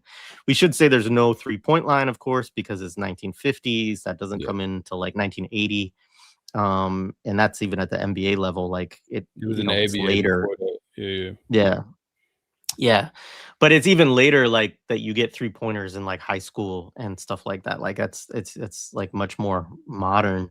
And so like in the finals, in the actual finals game, they won 32-30. So that's how low scoring the actual game actually was. Like in the movie, they do 42-40, and they try to make it like, if you watch the movie, the way they do the montages, you would think this is like run and gun basketball. Yeah. Like people are like flying up and down the court, layups, driving, like, all this kind of stuff. And they clearly put the whole budget into that scene. I did read that they could not get that was shot in I think it was they said Newcastle, or no, it was Hinkle. it was Hinkle Fieldhouse, which is at Butler for those, and they could not fill the stadium, so they had to get high schools in the Indianapolis area and to come and fill the stadium because it's like 15,000 people. They couldn't get it full. Then when they were shooting the movie itself, right? But go ahead. I'm sorry, just adding those little notes. No, yeah, and it was I heard that like 500 people showed up the first time, and they had to fill it with like the director's like, I'll just do close shots of this like group of people here or whatever. But yeah, so yeah, it's a famous field house, Butler. You know, they had like a national championship team a few years ago, right? And what's that? Gordon Hayward? I can't remember. That was more than they never won the championship. They went to the Final Four and they almost beat Duke on a half court shot. If it would have bounced in, it'd have been champions. It was literally right there. Yeah. And that was another kind of white hope story because you had for sure. Like, Butler, Little Engine that could. You had, you know, Gordon Hayward is the ultimate, bro. Butler to Utah, Boston. Come on, dude. That triumvirate. So you and it's again at this point you already have the Indiana lore of this movie and Bobby Knight and all of that is already. So when they went twice, they went to the Final Four twice and almost beat Duke actually, and Gordon Hayward just barely misses that shot and it would have been a thing. And Brad Stevens, the coach, that actually gets him. Speaking of Boston. Because he was so successful there, he becomes a coach in the NBA in Boston and is now the general manager that has constructed the team with Tatum and Brown and all of them because Danny Ainge could never seem to figure that out. So, you know, like that was a whole other thing. And Butler, interesting campus. We had the NBROC, the National Black Radical Organizing Conference was there, which was an odd pairing because, you know, Butler's not known for those kind of things, but they're so oblivious that we were able to get it there because it's not even something they would even think about, right? So, but yeah, but it's also, I don't know, like the underdog thing is just like that's the I don't know, Tune, if you got more on that part of Hollywood, like why are they so obsessed with the underdog narrative? Well, you kind of pointed it out earlier about that America needs to kind of reflip who is the underdog. I do think some of it is also the psychology of America being the newer country within the kind of like European context, right? So there's always this idea that we were the nation that comes out of the European kind of tradition. We were lesser than them, and now we've built ourselves to being this great thing outside of with like everything. So that they need to make like everything was against America in that kind of way, right? So then what that perpetuates is even though America is an empire, the United States is an empire, right? The underdog thing is like eternally like painted on us. So then anything that's attacking us, even if it's a nation like and I'm going to say I don't think Iran's not attacking us, but say even if it's attacking us, someone like Iran or Iraq or the Soviet Union, right? It's basically denying this kind of great journey that the United States has been on. And then the thing that they like to do is, and this goes into movies like this, you see this in shit like how Boston becomes this big thing, like working class Boston becomes a big thing with like Matt Damon, with like Good Will Hunting later, things like Manchester by the Sea is another film. This kind of idea of the salt of the earth are these underdog white laboring towns, middle class, working class towns, so forth and so on. That becomes also what they see as like the emotional bedrock of the United States. So it's not like the big money places, unless you do like what we did Working Girl. But then where does she come from?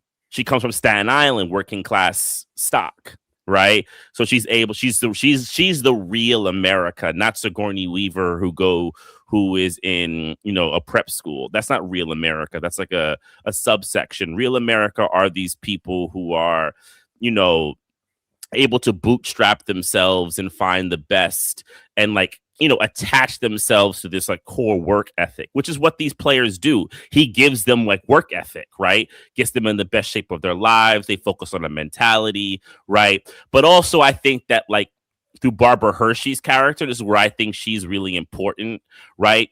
Because what she's raised in the town, she leaves the town, gets an advanced degree, and then comes back to the town when her father, I think, dies, right? And her mother gets sick, or basically her family right. kind of right. So she does this amazing thing. She's able to conquer the city, but she still has this like core, like goodness to her that brings her back to the small town, and she will help, kind of lift it up.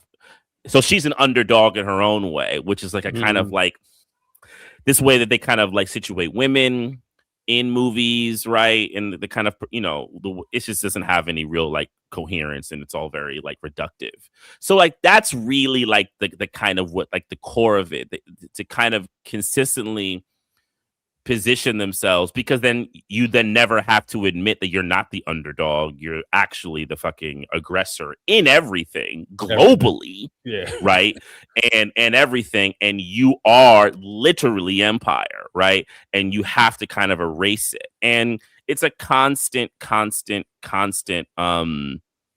reshaping and reworking. And that's where this, this movie definitely but then I think to add, because one of the things that stuck with me about that last scene is like, so I'm watching a team of black people with some white people. So an integrated team, right, in the city, right?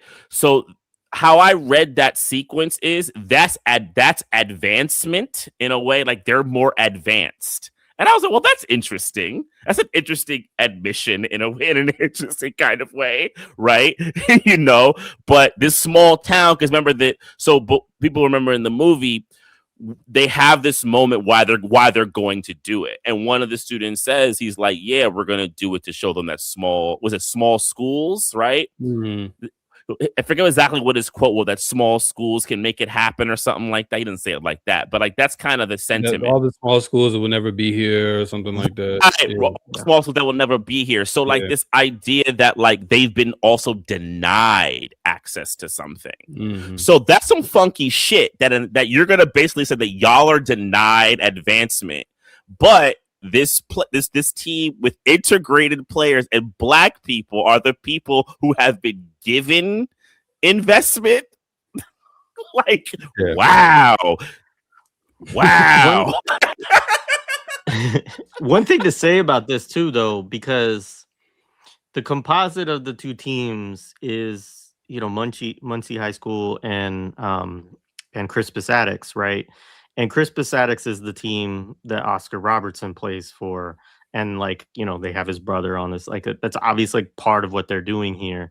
And that, like, the history of that school is that it was created in 1927, and it was created at a time when the Klan ran the school board in, I don't know, is that Indianapolis? Yeah, that's the second wave of the Klan. That's the one. Yeah. That's the wave of the Klan that's actually where Indiana was prominent. A lot of times people think that was, the whole duration of the Klan. But yeah, that was the second wave.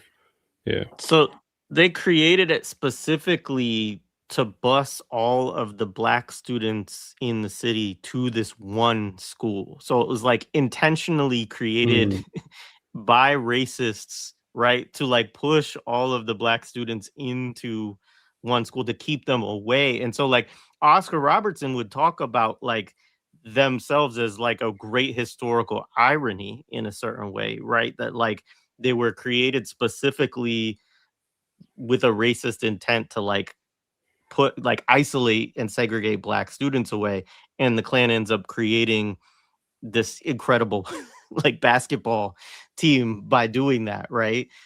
Because in this period, of course, is before a lot of like what we were talking about earlier in terms of, you don't have like AAU, you don't have teams that are being, players that are moving to different towns, or like these kind of circuits that extract great players out of schools and put them in. So, but they actually sort of inadvertently created a mechanism for that, right? Because you sent all of the black students to one school together. And but like that's the thing, is like to specifically choose this one narrative of this small town that wins one championship, right, as opposed to talking about that history, right? Like it's such a crazy 1980s choice. Like, and to add, so you erase all that what you just said, right? Imagine like a JD Vance lover watching this movie. This like movie like backs up his points about like his people, right? You know, being denied all this access that the black kids, if they live in the city, are able to get, but we don't get that, right? Or I mean, Charlie Kirk used to say shit like that, right? That was like a big Charlie Kirk talking point, that certain whites had been denied access to things, and it was all been given to integration black people or people of color who were in integration zones, right? Because, you know, the liberal order wanted to basically like prove things. And then his argument is that, you know, black people have been too stupid to do anything with it. So there's also the double whammy, right? So like this fits their narrative, right? That they've been denied access. Right. So I'm like looking at this shit like, oh, get the fuck out of here. Like I'm watching it like that's where it began to piss me off, because I hadn't seen the movie in so long. I had forgot that they were playing like a black team. I was like, oh shit, damn. That's right. That's the only thing I remember about that movie before I had to watch it again. Like that's the part that very much has always been ensconced in my brain was because it's just there are no black people at all the entire movie. There was a random one, I think, in the crowd and like later in the film before the game. But other than that, there are literally no black folks. None, not even a token, nothing. They're not in sight. We don't exist. We're not even part of the world. And then all of a sudden they just show up when they're the major underdogs. All of a sudden these big, strong, tall black dudes show up, right? Like that sat with me weird, even when I didn't know any of the stuff we've been talking about when I was a kid. I was like, that's interesting. Like, there's the black guys out of nowhere. Like, you know, like that's just an odd decision to make. Like, they don't even show them playing black players in the tournaments, right? Like, so like you said, they beat other black teams or teams that had black players on it. You would think they played a bunch of podunk cities, and then all of a sudden they get to the tournament. Now in Indiana, it is set up where like if you're outside like Indianapolis and you play in these tournaments, you will play teams more within your areas. And then as you get more and more through the bracket, then you start playing the teams on the other side. And if they're more in the bigger cities, then they do have to play the bigger city schools, you know, to get there. So it's not, in some ways, not even, at least as I was when I was in high school. I don't know how it is now, but so in some ways it's not totally fair, but we still play good teams. You didn't just play like teams that had, you know, 1,200 people in the city until you got to the championship. That's not how it worked. But yeah, you never see black people until you get to the finals. And that point was always weird to me. Whether it was intentional or not, I don't even care. It's just obviously that they're, you know, that's how they saw the world, the makers of the film. You know, so that's the impression that's left with us, nonetheless. And I mean, I feel like it's intentional. I mean, yeah, there's the whole, so before that game, like, so there's this player Strap who always prays right before before every game, and you know doesn't come out until the last minute and all this stuff, and there's jokes about it throughout. But his father is a minister, and I actually think this might be a weird continuity error in the film too, because earlier in the film there's another guy who's a minister. It's not his father, but then they at some point switch it, and his father drives the bus and is the minister, and they go into that. But the father's speech before the last one, he reads them the passage from the Bible about David and Goliath, right? And he's like, you know, does the whole thing about the Philistine and all of this, and then they go out and play. And I mean, I just felt like that was such such a strong undertone of that last scene, right, is that like the little white small town is David, right? And Goliath is the integrated inner city school. And, you know, so I do think it was quite intentional in terms of the racial politics Yeah, and around the film.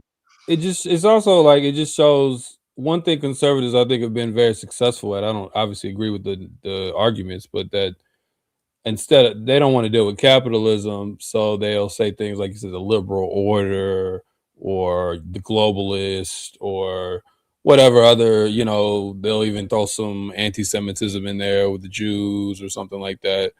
And it's always playing on like, okay, these resources have been divested from these small towns, right? They're left to fall apart, and then but they've been put into integration and these black cities, and they have all the mechanisms to dominate us, and we're just these left behind white boys that are not that have been forgotten. So it's not that it's not that the part about divestment is true, right? But it's not because they're trying to pick the side with black folks, right? It's just capital moves where capital moves. Like even when we were doing the episodes on the Klan, that's one of the things that was interesting about that second wave where the Klan was most dominant, where I think one out of every three Protestant-born white men were in the Klan once upon a time, and 89 out of 92 counties had a Klan chapter. During that second wave, but some of the economics that drove that this was during industrialization, so you start having these like big factories and you can produce things much faster.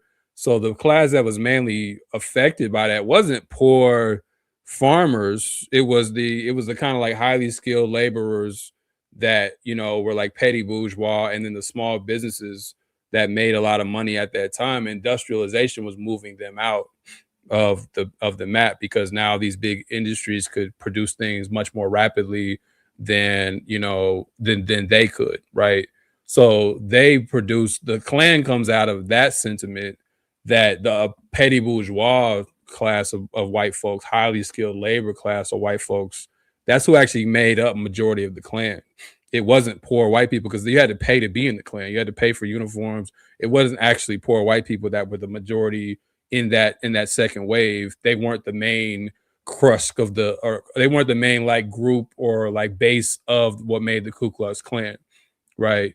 So like if you were so if it would be like the dentist, right, or it would be the lawyers or the doctors in these smaller cities, because even in these small cities there are class dynamics, but they always want you to think of these cities as just solely poor crackers and that's it, right? Like you don't think about anybody else, right? You don't.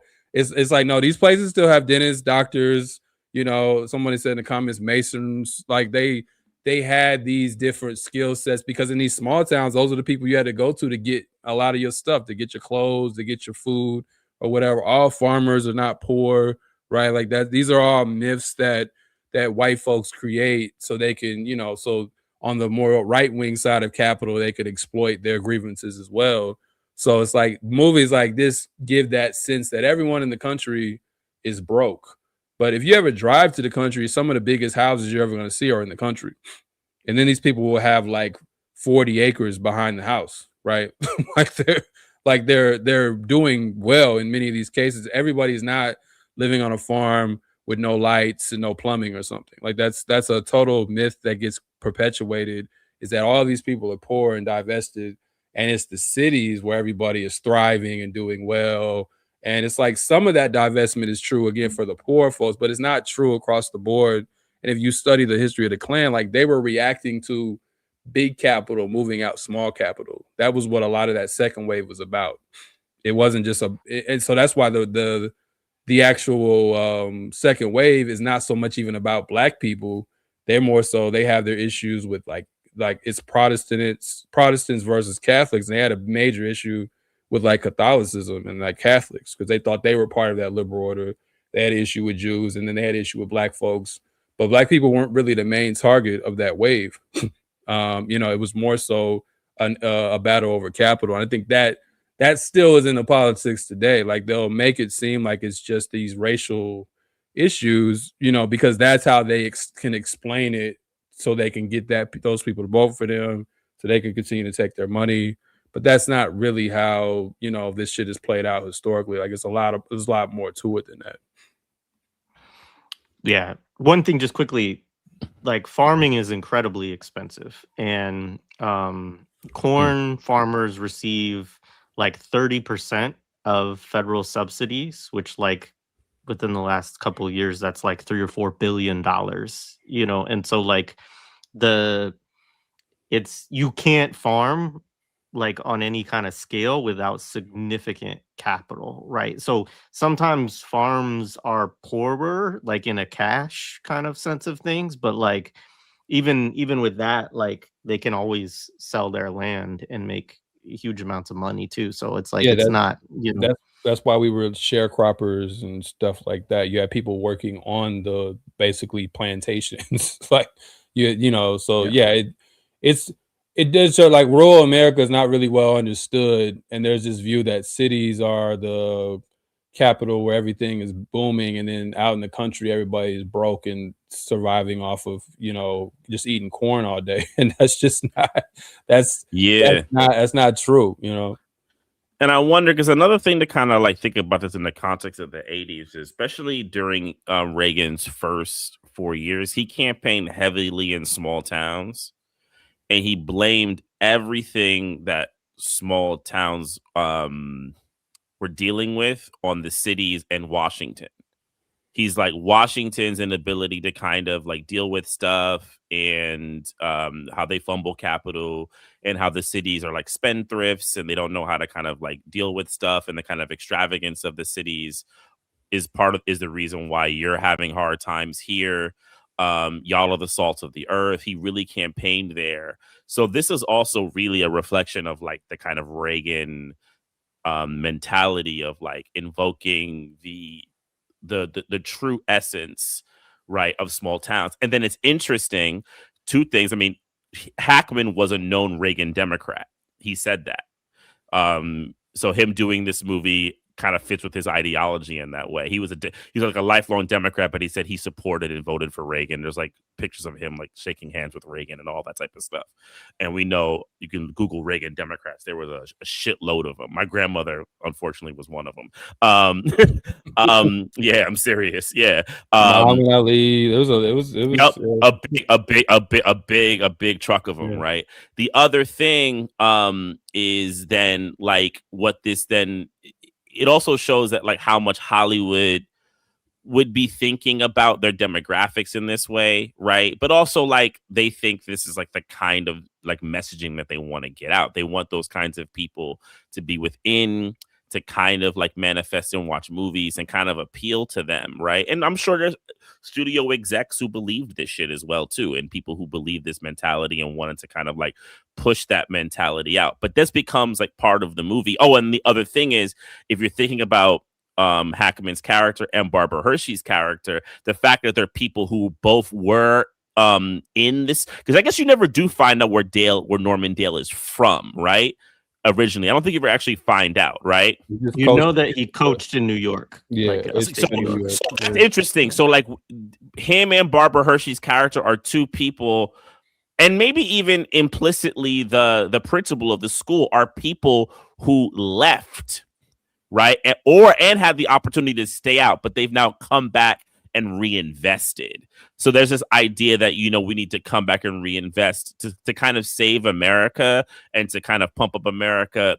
Investments in these towns as these like places of glory is like super important, right? Because at the end of the movie, right, you have this like, voiceover, like it's like, it's like a kid playing basketball. There's like a shot of it. You hear like the kind of like, I love you guys. Like it is invokes that like it's this place of like really big special importance, and like it must be protected, right? So like when you watch this movie, it's like it's not just a movie, it's like a little gold, like, you know, or like a little delicate pearl that we must protect, right?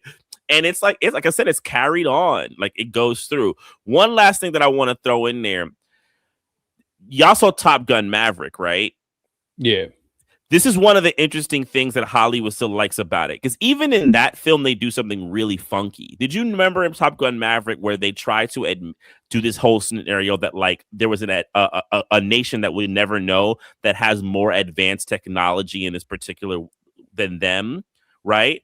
Which is kind of crazy to kind of like think about, like they're losing the tech race. So I guess I'm trying to maybe invoke China or something there, probably is what they were doing. It's funny. I always thought that movie was invoking Iran, and then here we are. Maybe it's Iran, right? Yeah. But what is the point that they make in Top Gun Maverick? It has nothing to do with the technology. It has to do with the fact that like we used to have the best people, you know, in the military, and now Maverick has to basically get us back to having the best people. So this idea that like America has won these things, or we've been the great military force because we've had the best individuals, it's part of this same shit. It's like it's all military mentality and like underdog. Like the fact they were able to manufacture that the US is an underdog is pretty remarkable in a movie like that.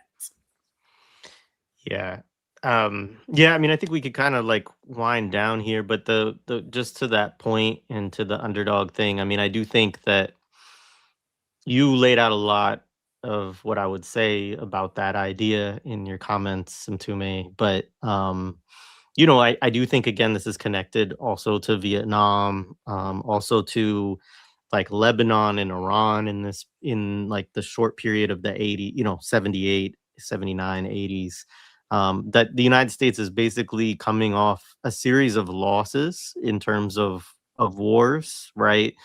And really the Soviet Union, more than anything in this era, is supposed to be proposed as like the empire, right? The evil empire in the kind of 80s context. And so yeah, the United States, I mean, I think it does connect, of course, all the way back to like kind of mythologies around the American Revolution and everything else. But, you know, it has this kind of, you know, we are the underdog mentality. And yeah, I think it's a convenient way to sort of, it's just a kind of ideological trick to sort of convince people that they're not an empire, right? And I mean, I do think it's a choice, right? To have Normandale be this navy, that the person who comes in and like disciplines and gets everybody like able to compete at the highest level, right? It is a US Navy figure, right? That's able to come in and do that. And I think that, you know, the restoration of kind of like the need to have that military discipline, right? To really bring out the best that you could be, kind of the be all you could be, right? That was the army phrase in that time frame and all of that. So I yeah, I mean, I think those things are all connected.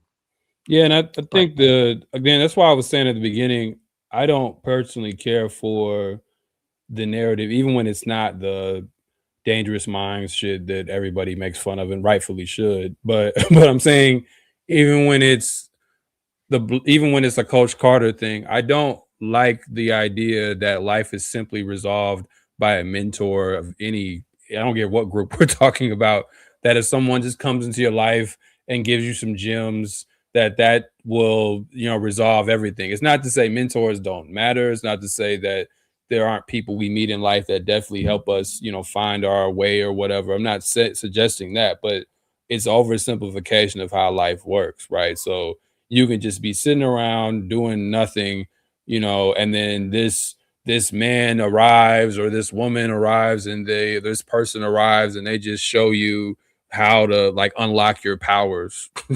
And then you just go on to achieve greatness. Like that is such a staple in American cinema that never dies. They just remake it in different ways, but that's all it takes is somebody to pull up and tell you that, you know, really your you really have power if you just figured out how to do it. So these little white boys that can't even, get more than 6 people to practice with them are really like untapped potential, right? And that's another thing about these narratives. Like there's all this untapped potential in these rural white areas that has been left behind and all of that, right? And that's the thing of how they do it in those cases is this untapped potential. In a Coach Carter, it's they don't want to go to class. Their grades are, their grades are messed up. Like they want to be in the streets. They want to sell drugs, and if they could just see what's in front of them. So I don't like those stories regardless, because I think a lot of even black folks get trapped in that mentor. I mean, any hood you go to is full of nonprofit programming for mentors and big buddy programs, and that if you just give a black kid the right guidance, that they'll stay out of prison or something, right? This kind of scared straight approach to to black life, right? So I just hate that in general. Again, it's not to say that people don't need guidance. We understand that, we're parents, we get that. But I'm just saying at the end of the day, like, it's just not that simple. People also need resources. People also need analysis. People need a lot of different things. But these movies reduce it down to somebody swoops in and like y'all been noting, there's this coming back, right? So we even see that in black stuff, like go back to the hood and fix it up and, like teach them how to. So it's a very petty bourgeois. That was lean on me, man. That was lean on me. Yeah, we did lean on me. Oh, I should have me out for that one. I fucking hate that. Like we almost did a myth on that. We just never got it's actually going to be at Notre Dame. It got canceled. We couldn't get it done for like scheduling reasons. But yeah, that you smoke crack, don't you?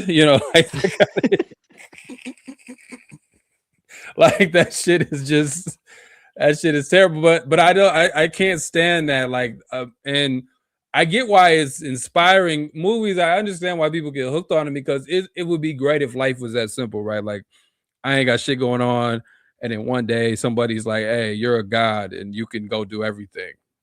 Like it's great that happens, right? If life was that simple, but I don't, because I mean, lastly, I'll say this is totally random, but it's kind of weirdly related. But nah, I remember I was doing a screening for Pendleton too, and it was the worst screening we ever did, and because we didn't like take control of the conversation, we try to defer to the people. It was at a church. So we showed the film. We didn't even show the whole film. We showed the film, about maybe 20 minutes of it, but it's enough to get a gist of what happened. And we let the people take over the conversation. It was a bunch of conservative church folks. And by the end of the conversation, I'll never forget, I learned a lot in that conversation. They turned it into a conversation about what if the Pendletons who had mentors, maybe maybe they wouldn't be in that position, because if they had mentors and they started talking about mental health. So that kind of narrative, that's what I'm saying. I don't like that shit, because it's like it seeps into things that should never even be, that shouldn't even be part of the conversation. Like they would have never been in prison had they had mentors, and then they wouldn't have had to deal with the Klan. And it was like, why do our people want to go to these environments where the Klan is there? And I'm like, why is the Klan there? Why is, like that part wasn't investigated. So there's just so much of this, like, this conservative narrative. We just need to be pulled up by somebody. We just help each other.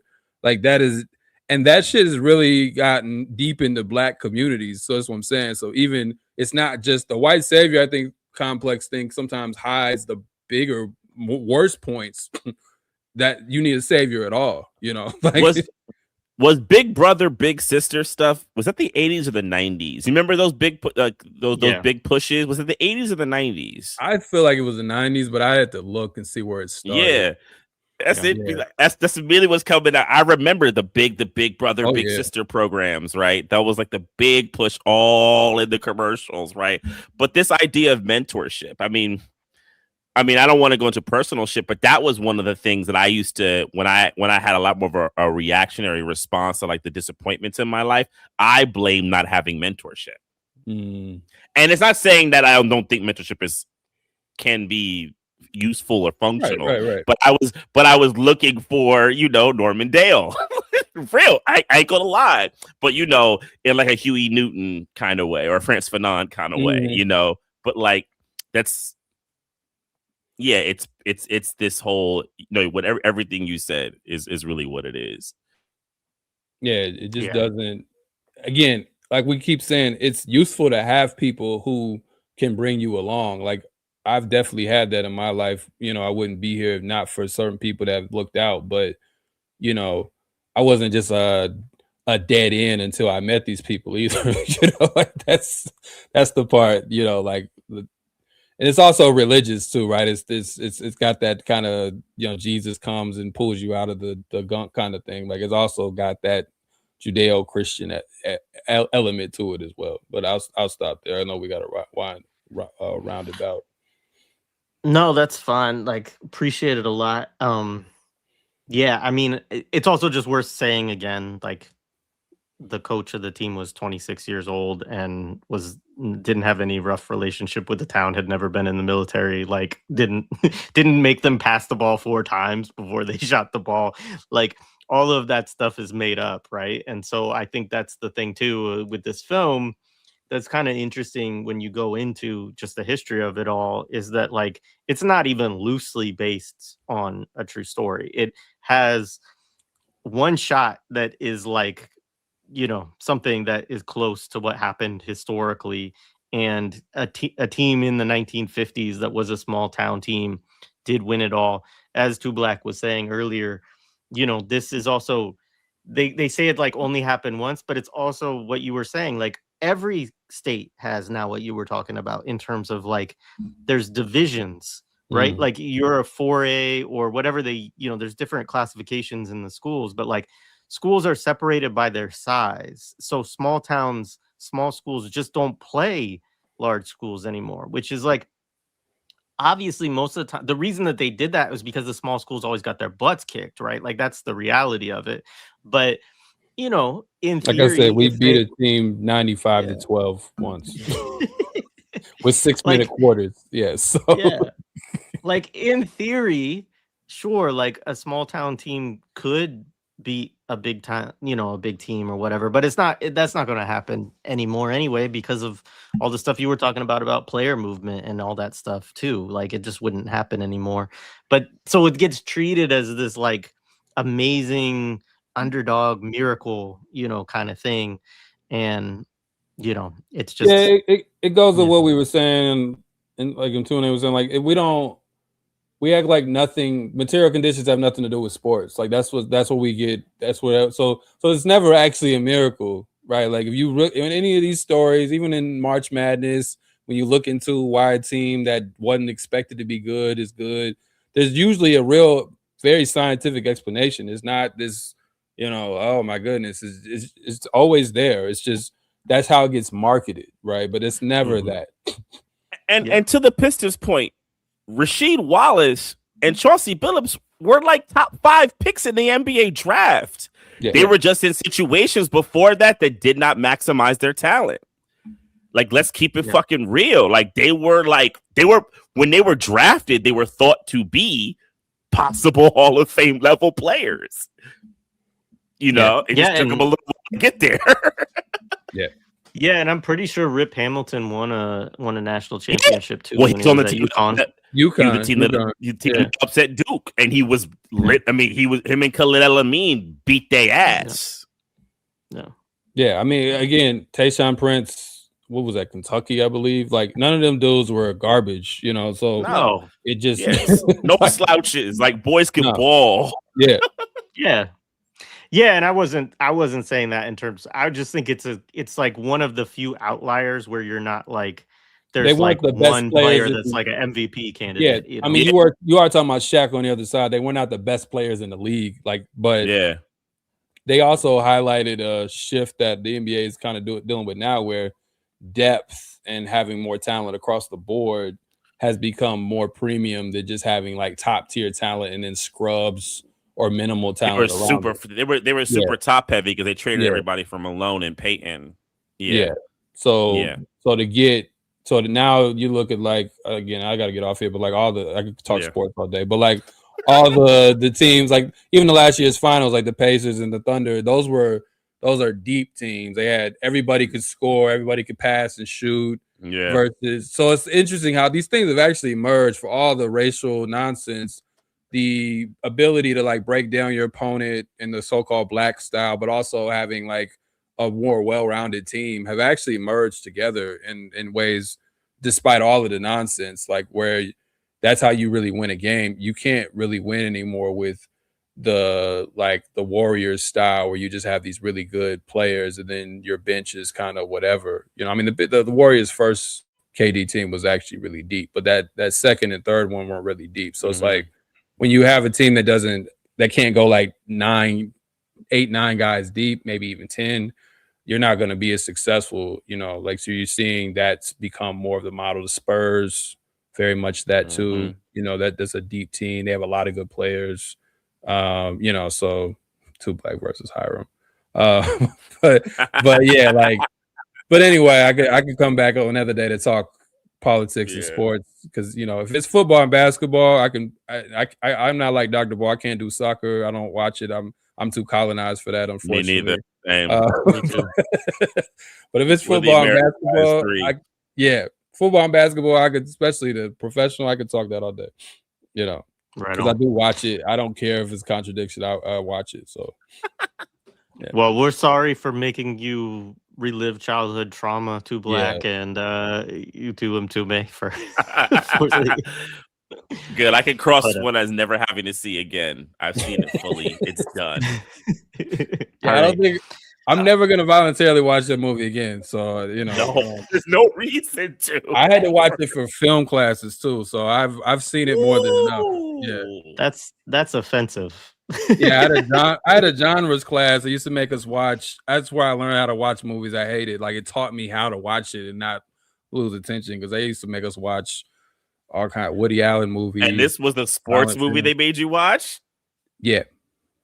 I don't even remember what genre this was. It might have been sports. Sports. But it was a genres class. So it was just like every week we watched genres, and then we just had to write about them. It was an easy class. You didn't really have to do anything other than just record your thoughts and listen to a lecture about each genre.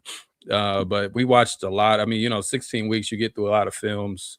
We watched a lot of, every genre that you could think of, we watched. And I remember that being one of them, you know. That's probably the last time I watched it from beginning to end. Again, never on my own volition. It was always, somebody was always pulling that up for me. I didn't want to watch it. All right. Well, thank you again for doing it. Thank you, Mtume. And we haven't set next week's yet, but we will be back next week with another episode. So, all right. Peace, everybody.